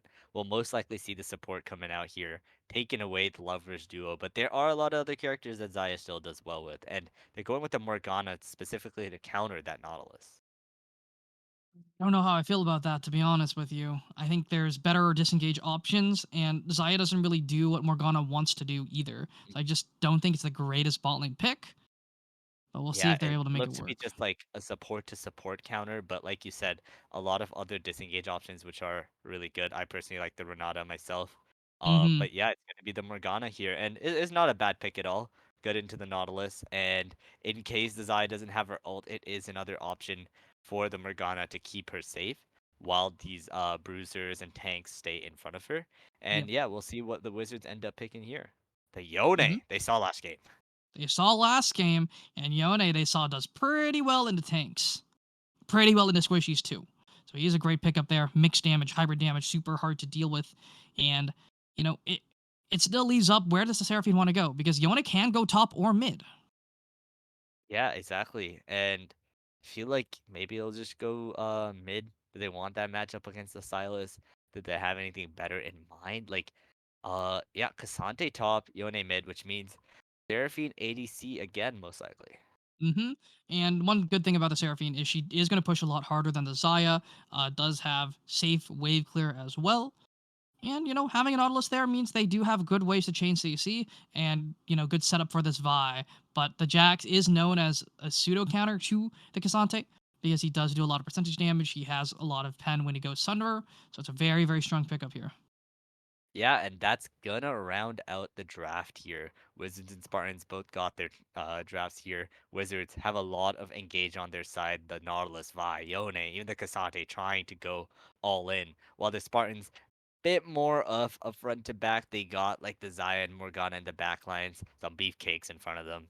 And yeah, whose comp do you like better? For me, Spartans are coming out a bit on top.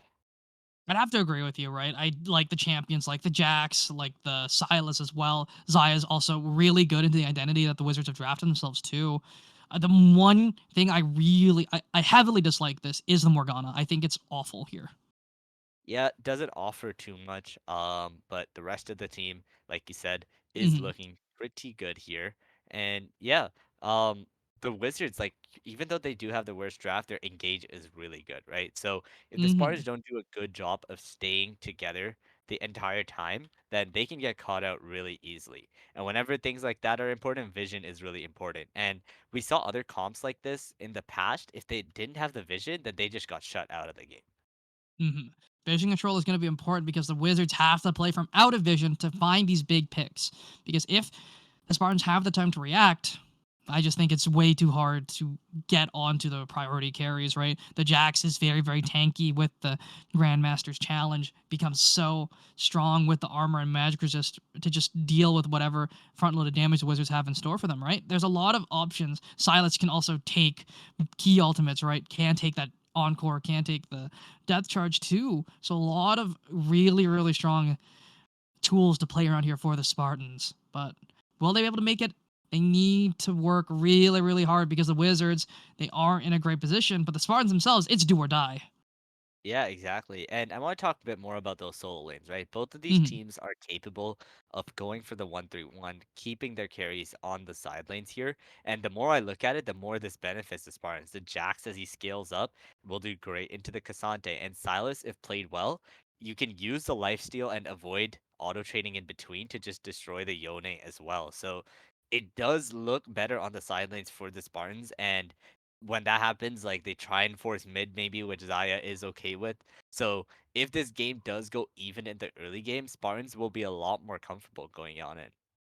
hmm And I just think overall, if they get their picks, they have a much better chance because realistically, it's Yone doing majority of the Wizards' damage, right? Seraphine herself isn't considered a threat. She provides added on damage, but her damage that herself, unless she's like super fed, isn't all that valuable. She's there for her utility, her peel. The fact that she has team-wide shields, she has good, team peel with her encore, with her root as well. She has a lot of ways to help the team through that, but it's just not damage. Yeah, exactly. So we'll have to see.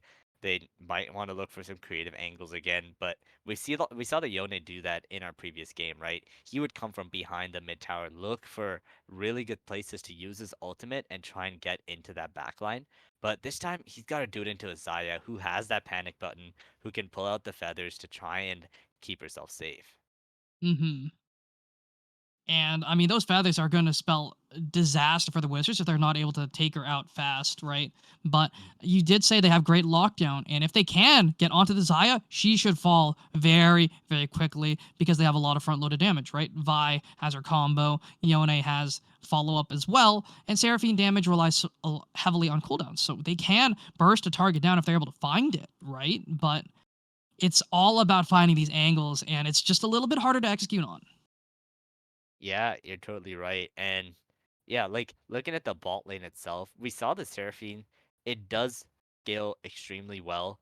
And whenever you see that, you want to try and punish that in the early game, right? But the Zaya and Morgana, if the Morgana is unable to land the root, it isn't the best, like it isn't the best to try and punish with. They do have a Sejuani who's going to be trying to lock them down. But I think like compared to last game, the key difference is like there's no Zillion that's just going to bail out whoever you go on every time. hmm And that's actually true. A Zillion would have been a good answer here as that R4 for the Spartans, but I mean, they locked in the Morgana. They have to make it work here, but we'll see if they're able to do so, right? I just think there are better options, but if you're really good at landing your roots, I think that circumvents a lot of the problems that we do have with the pick, right? Yeah, and the Vi is gonna have to be really proactive.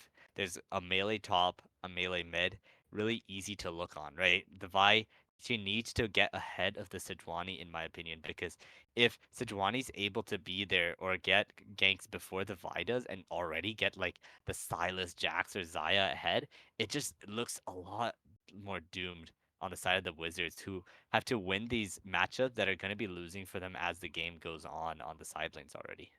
hmm And it's going to be an uphill battle here for the Spartans, but or sorry, uphill battle for the Wizards. But if they are able to get their spikes in time, right? Yone hitting two, Cassandra hitting two before Silas and Jax, I do think that's their opportunity to try and snowball the game, right? Because Yone isn't the greatest laner into champs like the Silas who like to brawl, but he does have really really good damage once he hits that two-item spike. Yeah, exactly. And as this draft is rounded out, I just want to remind everyone of the stakes at hand here. This is the last game of the season. The Wizards, they've kind of cemented their place. They're not in the risk of being out of playoffs, but they can't go into those top two seeds either, so they're chilling. But for Spartans, it is crunch time. They're tied for sixth with the Vipers here. So whoever gets ahead between them is going to take the win. So big game for the Spartans coming up. And personally, I think their draft is looking pretty good to help them get the win here. Mm-hmm. And we'll find out if this draft is enough for them to win it as we'll head over to a quick break as we get ready for the final regular season game of Victoria's Draft. We will be right back.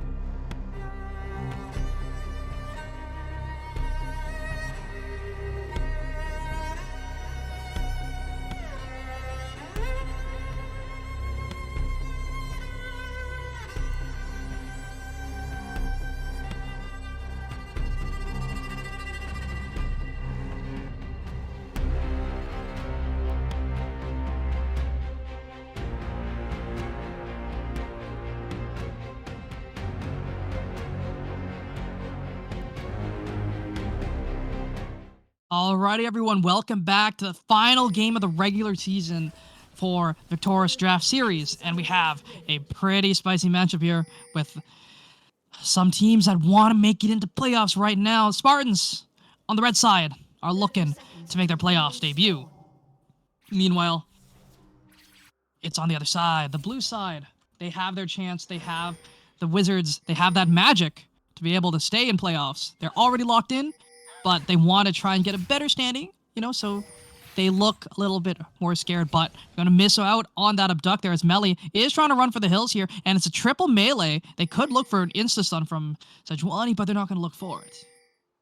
Yeah, and just aggression on both sides of the map. There was a scuffle on the top side, but on the bot side too, Seraphine Nautilus invading to get the vision down. They know where Sejuani is gonna start, but no return wards on the other end, as they did push the Cassante away, but they did not put any wards on the buff.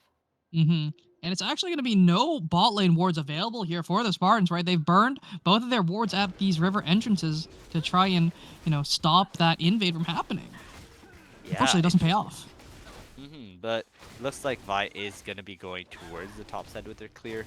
Vi isn't someone who usually ganks like level 2, so hopefully they will be safe and just be farmed out as Silas, Yone, Cassante, Jack, they're going at it straight away. They're going straight forward. They're going for these brawls. They're going to scrap here as Melly going to find a good knock up here. It's going to be a basically even trade, all things considered here. Yeah, exactly. The Jackson Cassante it's pretty skill favored in the early game, but as Jax gets these items, it'll be harder and harder for the Cassante to play. But now Melly is just doing so much damage. Ooh, Hook gonna go wide. Not gonna land that one there. But so far, Melly doing so much damage here against Geyser, as already hitting the level 2, should have the footwork available. Try and look for a dash. Yeah, and looking at the double. Stun does land here, fighting into the wave though, just taking so much damage. Look where Phoenix is, the Knight is going to go down. Could look for the flash, will find the knock-up, and should just go down as a good flash over the wall. Can't land that stun, and LGA is out, but flash forward, not able to land that big old knock-up, and just finds first blood after a big blunder from Nitro Dax. Yeah, just picking up the kill with the Vi, just going past him. He's like, hey, what the heck? And just bops him, gets the kill. Yone just barely getting it out too. The stun was just barely not able to land there, like you said. And yeah, good gank by the Sejuani.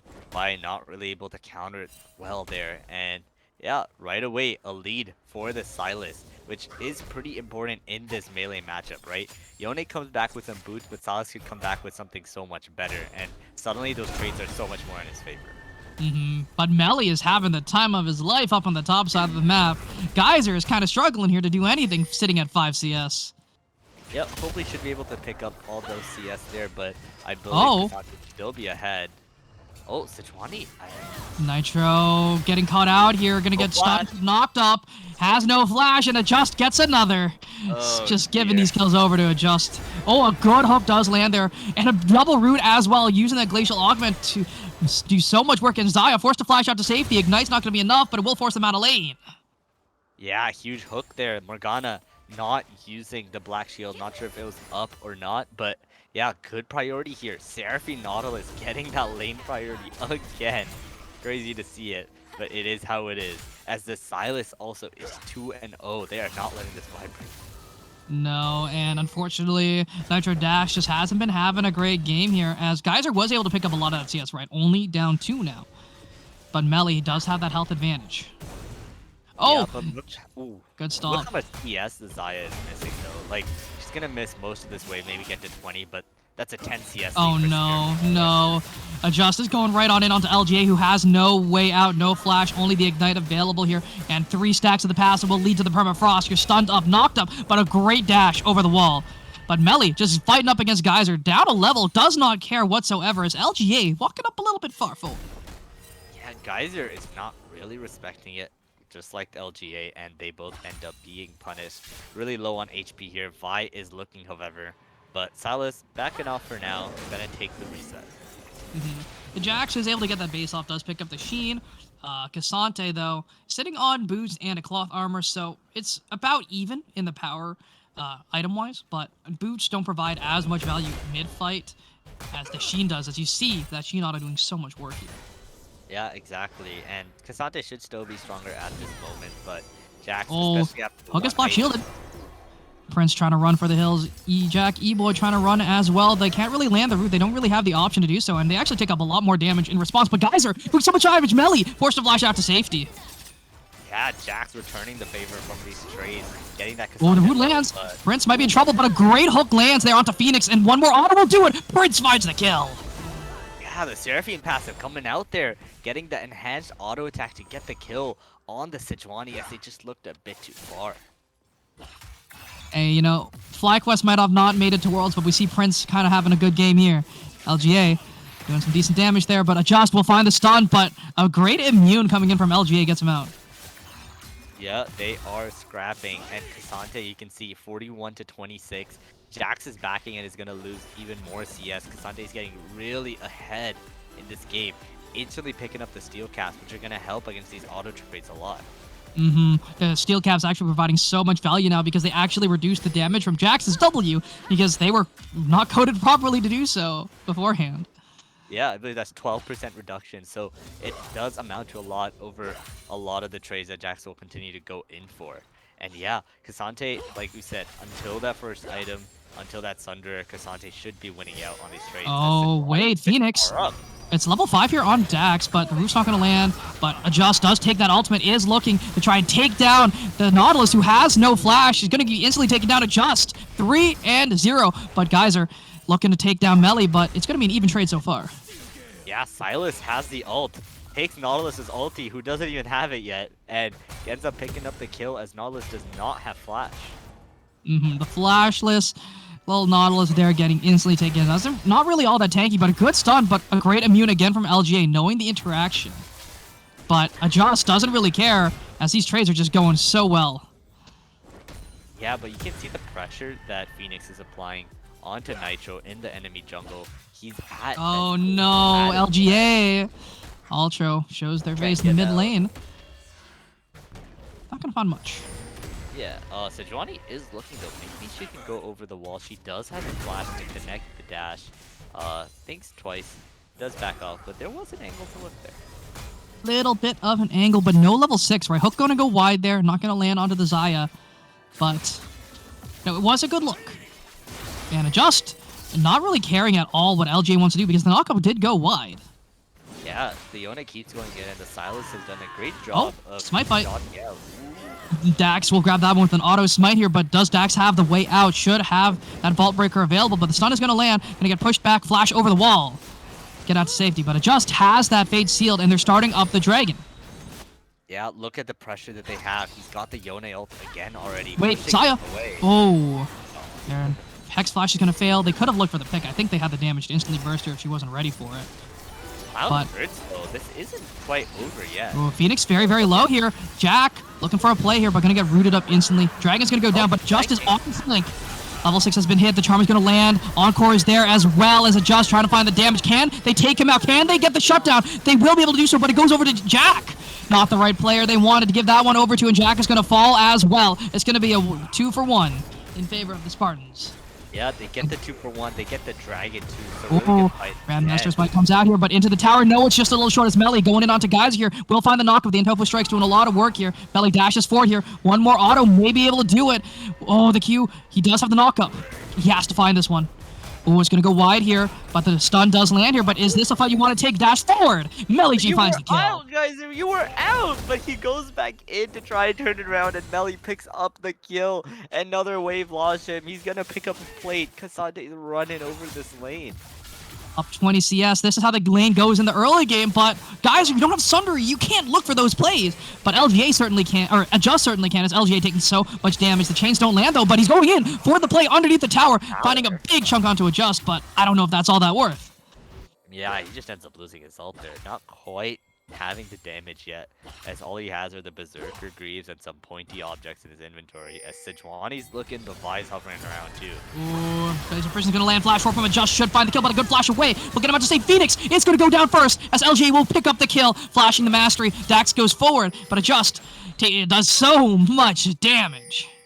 Yeah, and Sejuani Sejuani ends up going down because Vi just happens to be there when she goes in, so she takes the brunt of the attack. Yone is able to flash out before he goes down, but Jack. oh, here's Nautilus. Oh, gonna go short here. The knockup is available. We'll find the stun. We'll find the root.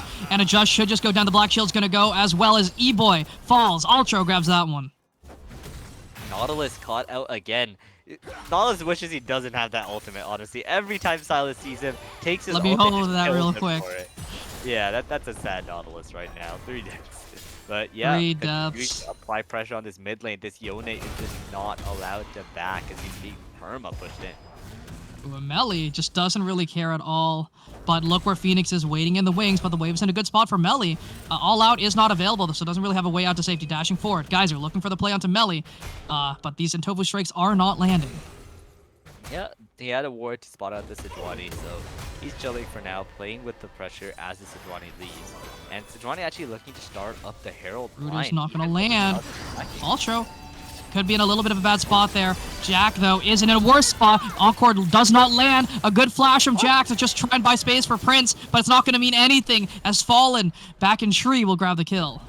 Null is just going so far ahead, disrespecting the Morgana ultimate, as just he flashes forward after missing his anchor too. Is just, yeah, he just dies for it. But not Prince doing a lot of work here in this lane. Does actually pop out a good chunk of damage onto both Fallback and Ultra here. Yeah, the Seraphine ADC is putting in a lot of work, and Jack's looking for another fight. Flash forward does find the stun here. All that is available. Should buy enough space, should buy enough time. We'll be able to dash out, but the Glacial Person lands right on time as the flash forward, flash out. Melly gets out, but does Geyser fall to the tower? He does not. The minion autos are not enough, but Melly gets out.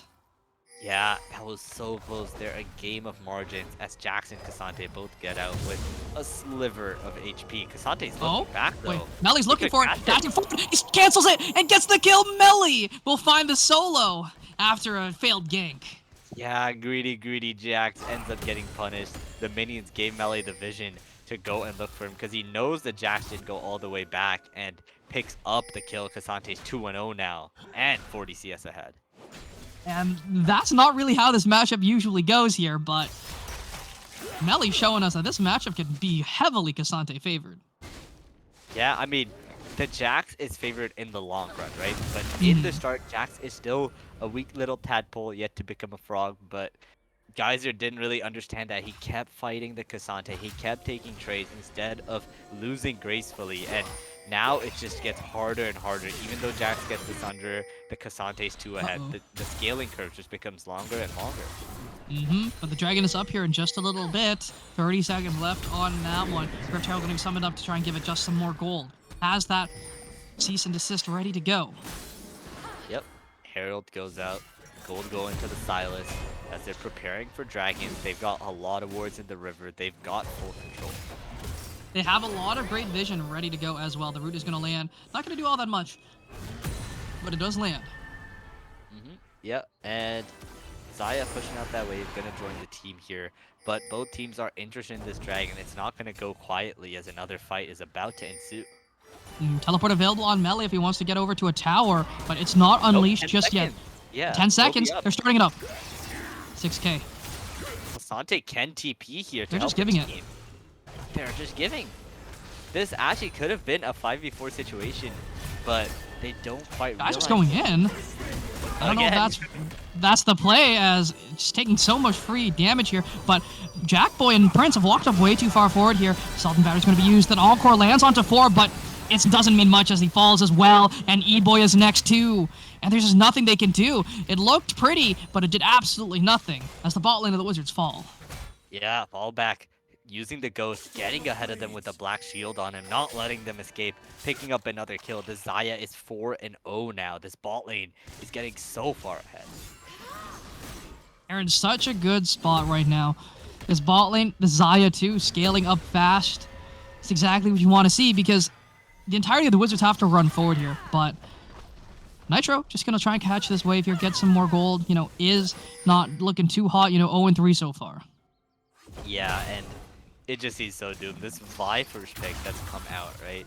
Against a Fed Zaya, it's like you don't really get to play the game that much. Zaya's the only Oh switch no, oh target. my goodness, Adjust. Dealing so much damage to LGA, who's almost gonna fall, and that's through the or the Soul Unbound as well.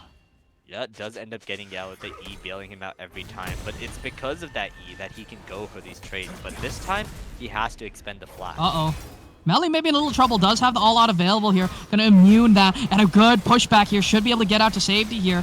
And the Grandmaster might gonna be used trying to buy some space. But Melly just walks out unafraid, not burning any key cooldowns. That's a tank with 2 dashes for you. Cassante just dips, does not care.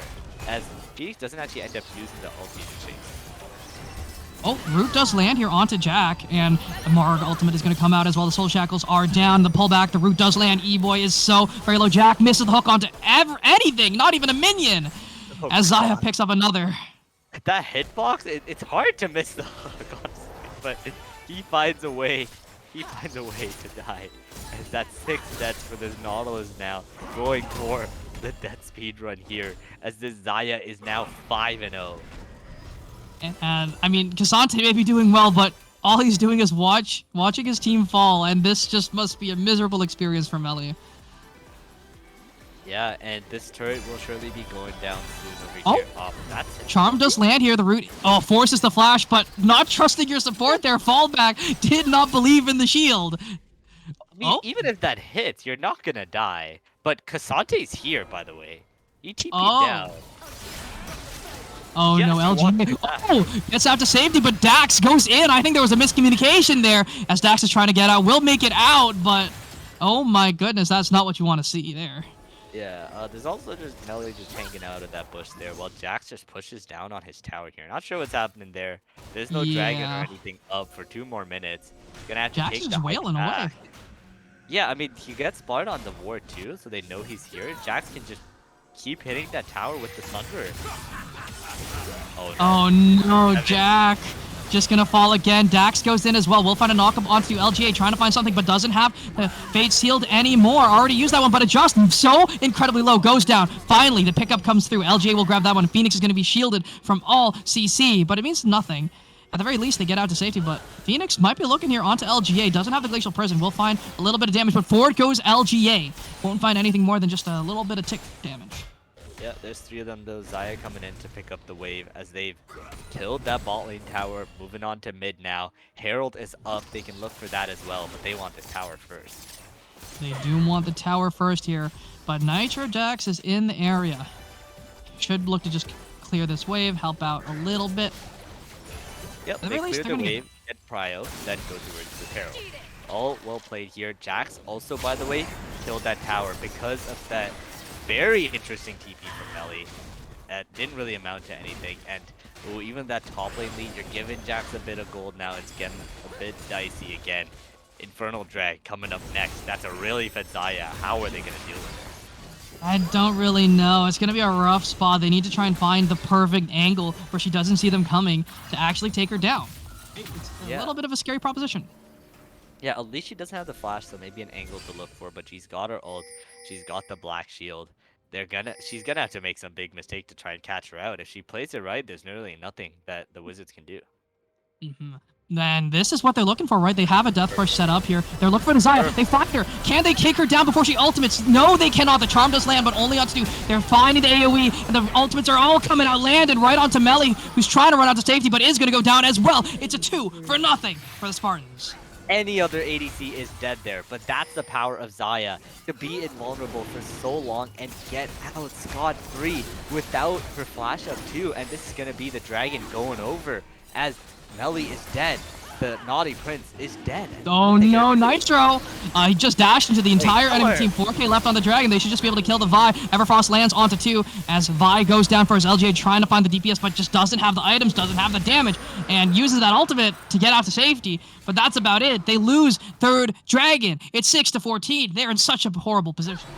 Yeah, I don't know if they had vision or not, but the Vi went in way too early. There's still 4.5k left on the dragon. As he just gets killed, they easily pick up the dragon, and the mid tower is dead too. 5k gold lead.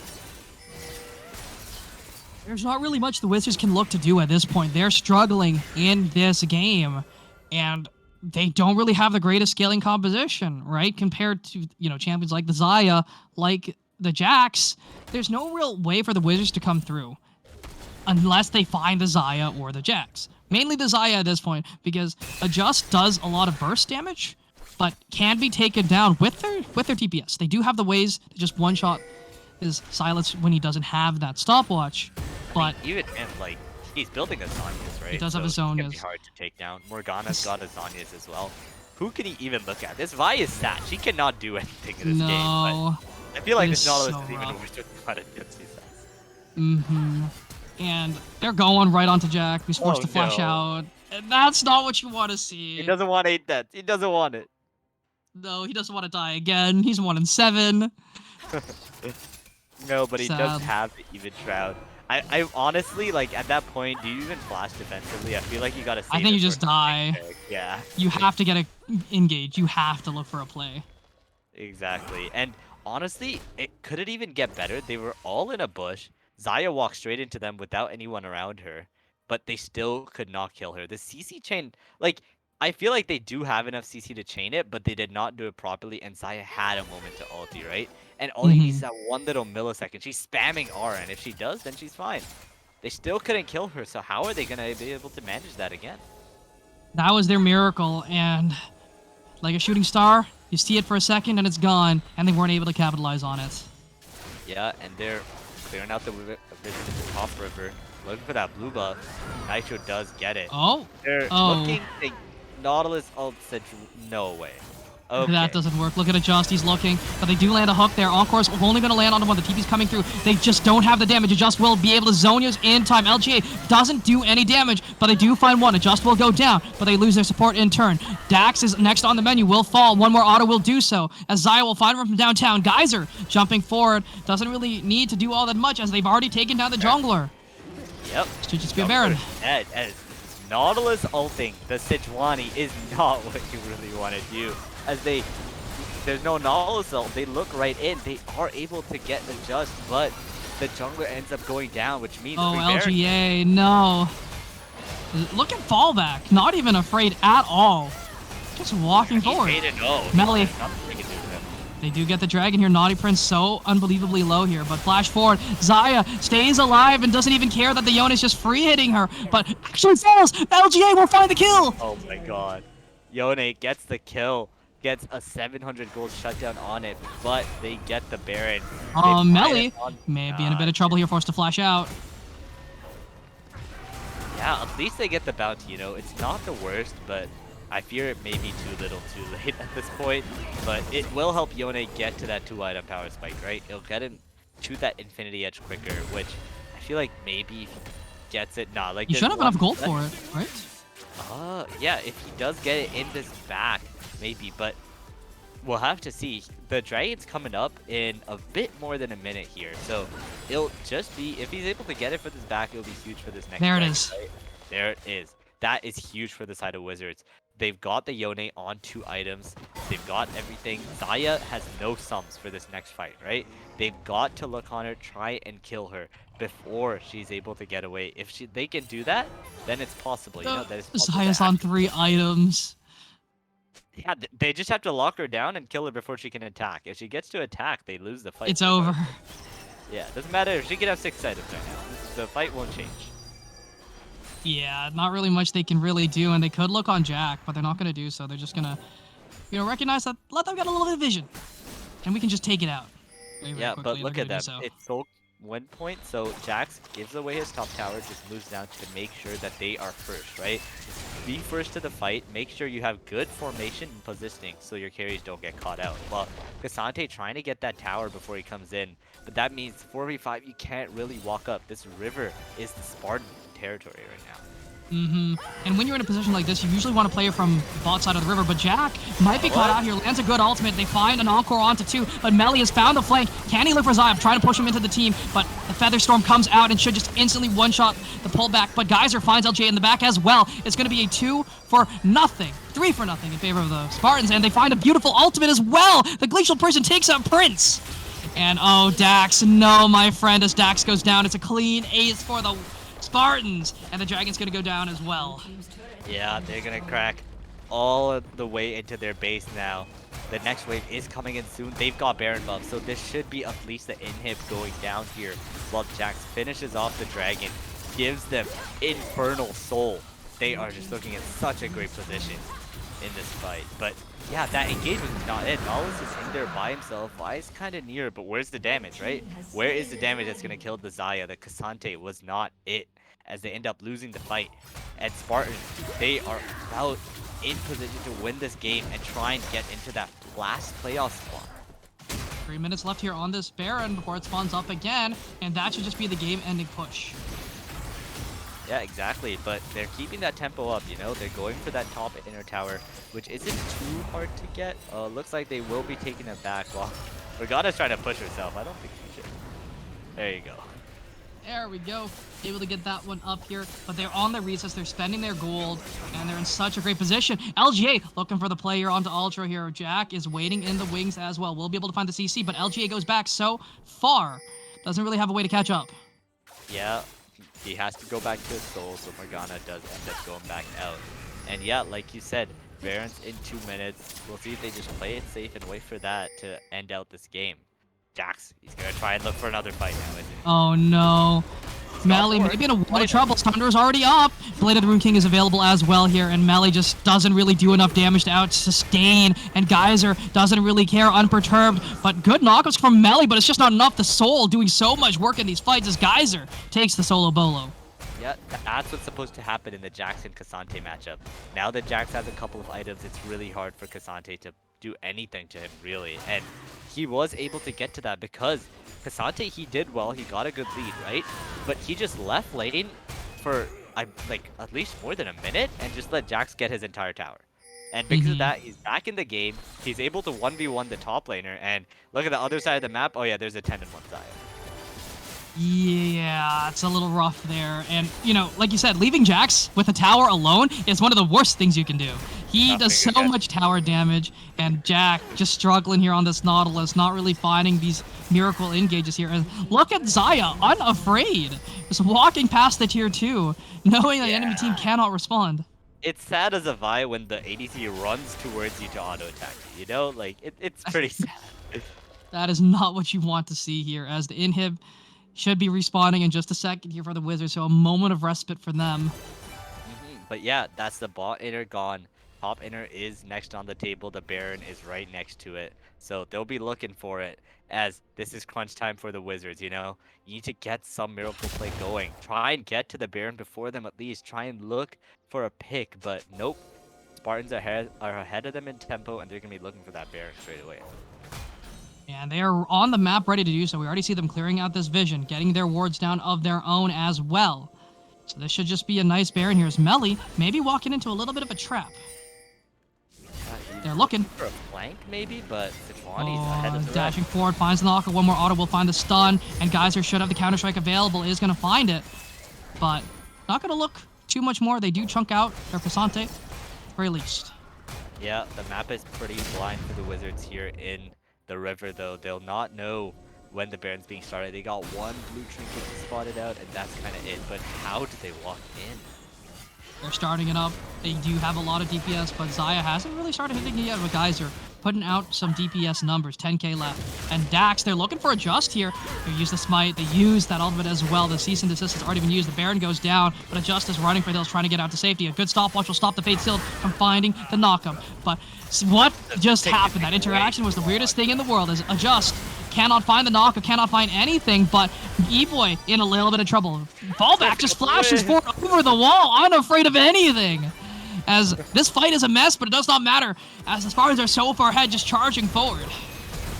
Yeah, and now Seraphino's gone, every other than Cassante is gone, and this looks like it's gonna be it here, as they tried to look on the Silas for a pick, but Vi took so long to ult, Yone took so long to follow up, and there was a Zhonya's on the Silas. They're not gonna kill him in time, as they pick up the Baron for free pretty much, and now they're bringing in the bot wave, they're marching on in. Bringing in the minions. They're in a great position. The inhib's down once more. And they're going forward, looking to try and take out Ultra here, but they can't really do anything. But Dax actually has a flank here. Does have the Cease and Desist available, but not going to look to use it. Yeah, it's hard to look for an angle. Their key ultimates are slowly starting to come back up. The Vi is up with her ultimate, but so does Xayah have hers, right? You just cannot press R on the ADC. It makes it so hard for Vi to play the game. Fallback, still unafraid, right? Just walking forward. And look at Phoenix just slowly pushing that wave in. We'll be able to do so. And Yeah, they couldn't hit this tower. Baron buff live on the mid.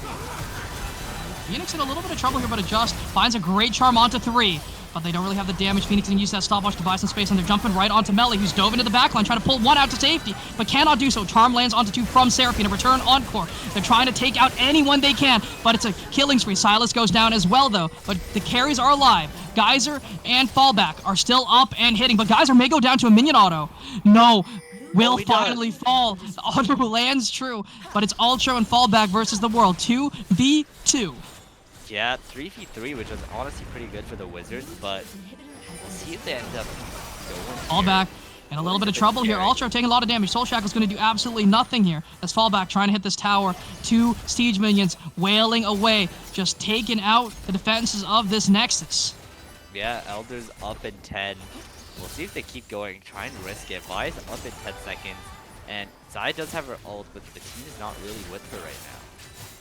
He is just going to walk away. They can look to just retreat back to this Elder Dragon, which is spawned up here. Phoenix has finally respawned. Yep. They've all respawned. Xayah picks up the red. Last fight coming in now. Elder Dragon is up. This is about time. Vi's gotta have like a miracle steal or something, but I just don't see it happening here. Sejuani is coming around. Vi, you gotta get in there. They're killing the Elder. 8K left on this dragon here. 4K is going down so incredibly fast. Dax does not make it in time. The dragon goes down. Xayah will find the pullback to take it down, and Featherstorm will find another execution as they grab up 2 with the blades. Looking for a little more, but a beautiful encore lands onto 5. They're looking for the trade, and the jump comes through. This could be their moment, but they just don't have the damage. Their wallets are not filled with cash. They're not Mr. Moneybags as the Spartans charge forward. And it's a double kill for Seraphine. She's able to pick up another, but Fallback just trying to lifesteal back. Phoenix will not go down, and neither will Fallback. The Elder was taken, but it's going to be an even trade. 3 for 3. Yeah, they do survive as a lot of these Elder buffs are taken off the side of the Spartans. That was such an amazing combo as the power of the ultis chaining together. The Yone and the Seraphine keep the Wizards alive to die another day, but ooh, it's far from over here as they are still so far ahead. Xayah still has Elder most of all. And she has enough gold for a full item on base. God, it's going to be GA. Oh boy. Yep. So guys, how are we killing this Xayah? item? Again. Oh no, that is rough. So she can just use the cooldown of GA first, and then Featherstorm as soon as she's back alive as well. So she has good wake up. So GA providing so much value here. Yeah, and they're going to be looking for that top inner tower that's still left up. Minions crashing in on mid, crashing in on bot, while the team attacks that top link tower. They're looking to push this one down here. Baron up in a minute 30. Elder Dragon still on Xayah as well. Phoenix still has it too. Yeah, and their flash is about to come back up, so she'll have it for this next fight, making it even harder to kill the Xayah now. The wave is a little thin though. So it's going to be hard to take down this tower. But they're going to hit it. The wave is coming now. And they're going to take down the tier 2 nice and easy. Walking forward. And Jax is pushing the mid lane in as well. Yeah, they're going to be able to get this tower for free as they had to cast the minions the other lane too. And it's hard for them to really do anything. Inhib should be next year. Just heading away. Going to grab up that inhib nice and easy. There you go. Triple inhibs. Coming in. The base is next. The Nexus towers are the last things to go. Xayah still has that Elder for a bit longer here. They're maybe just waiting for it to time out, like 10 more seconds. The last bastion. Yeah, well the base just died before it times out though. They have to look for some angle to go in. Elder should be wearing off in just a little bit. Elder is gone. Baron up in 30 and they're down triple inhibs. The Wizards are on their last legs, trying to defend for just a little bit longer, holding on, but the Spartans are just going to clinically end the game, take this Baron and just push these waves in, and watch as the siege minions just hit the towers. Yeah, bit of a death bush here as there's not much vision for the side of the Wizards, but they are trying to walk in, but honestly, like, do you even, like, you're just going to die. You have no vision. That should be a free Baron going over.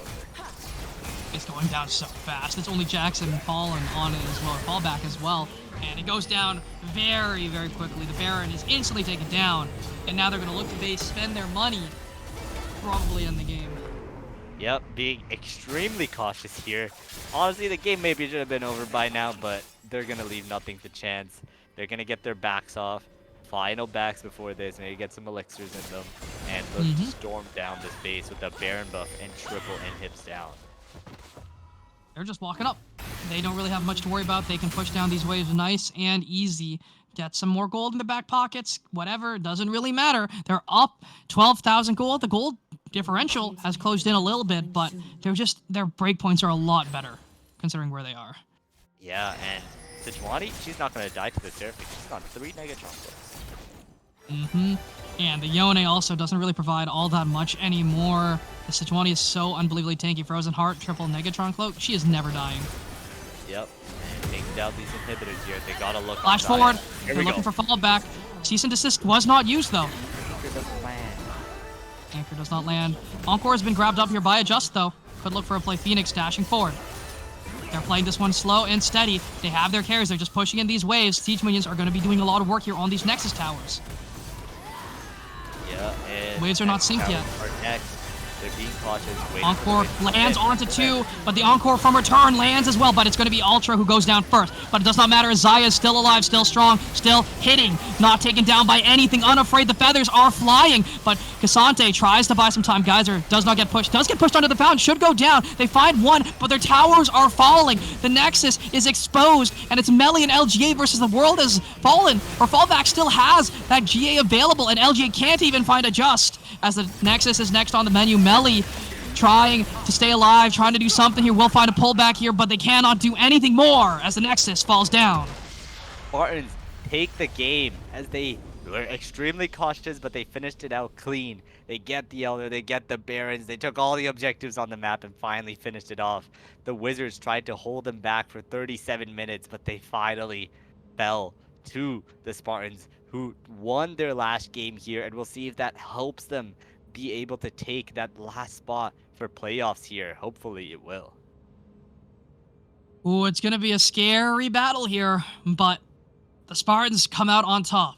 We'll see how the standings do end up here, but an amazing game played by the Spartans. They did not leave anything to chance. It was a little slower than we would have liked, but that doesn't matter because they came out on top. They take another win, and they're in a great position. Macro from them was just splendid, right? They were able to be first and get to all the objectives, be in a good position in all the fights, and just their team fights looked really clean as a team. The Sejuani was always in front. The Zaya went forward when she was supposed to. They had that minor hiccup after that last Elder, but other than that, they played splendidly. Zaya with 42k damage, being 15-1 and 10 by the end of it, as the Spartans run over the Wizards here and take the dub. And this could mean they may get the playoffs here, but we won't be able to find out just yet. We'll find out in a little bit. Unfortunately, we won't be here to do so. But this has been an amazing regular season here. It's been so fun to watch, Karthik. Had a great time. And a quick announcement, though. Me and Karthik will not be here for quarterfinals or semifinals, but we will be back for grand finals. So you'll have us back for that. We're taking some well-deserved time off. So we'll have a great one. Take care, everyone. Have a great night, and we can't wait to see you back in grand finals. Take care, everyone. Love you all. Bye-bye.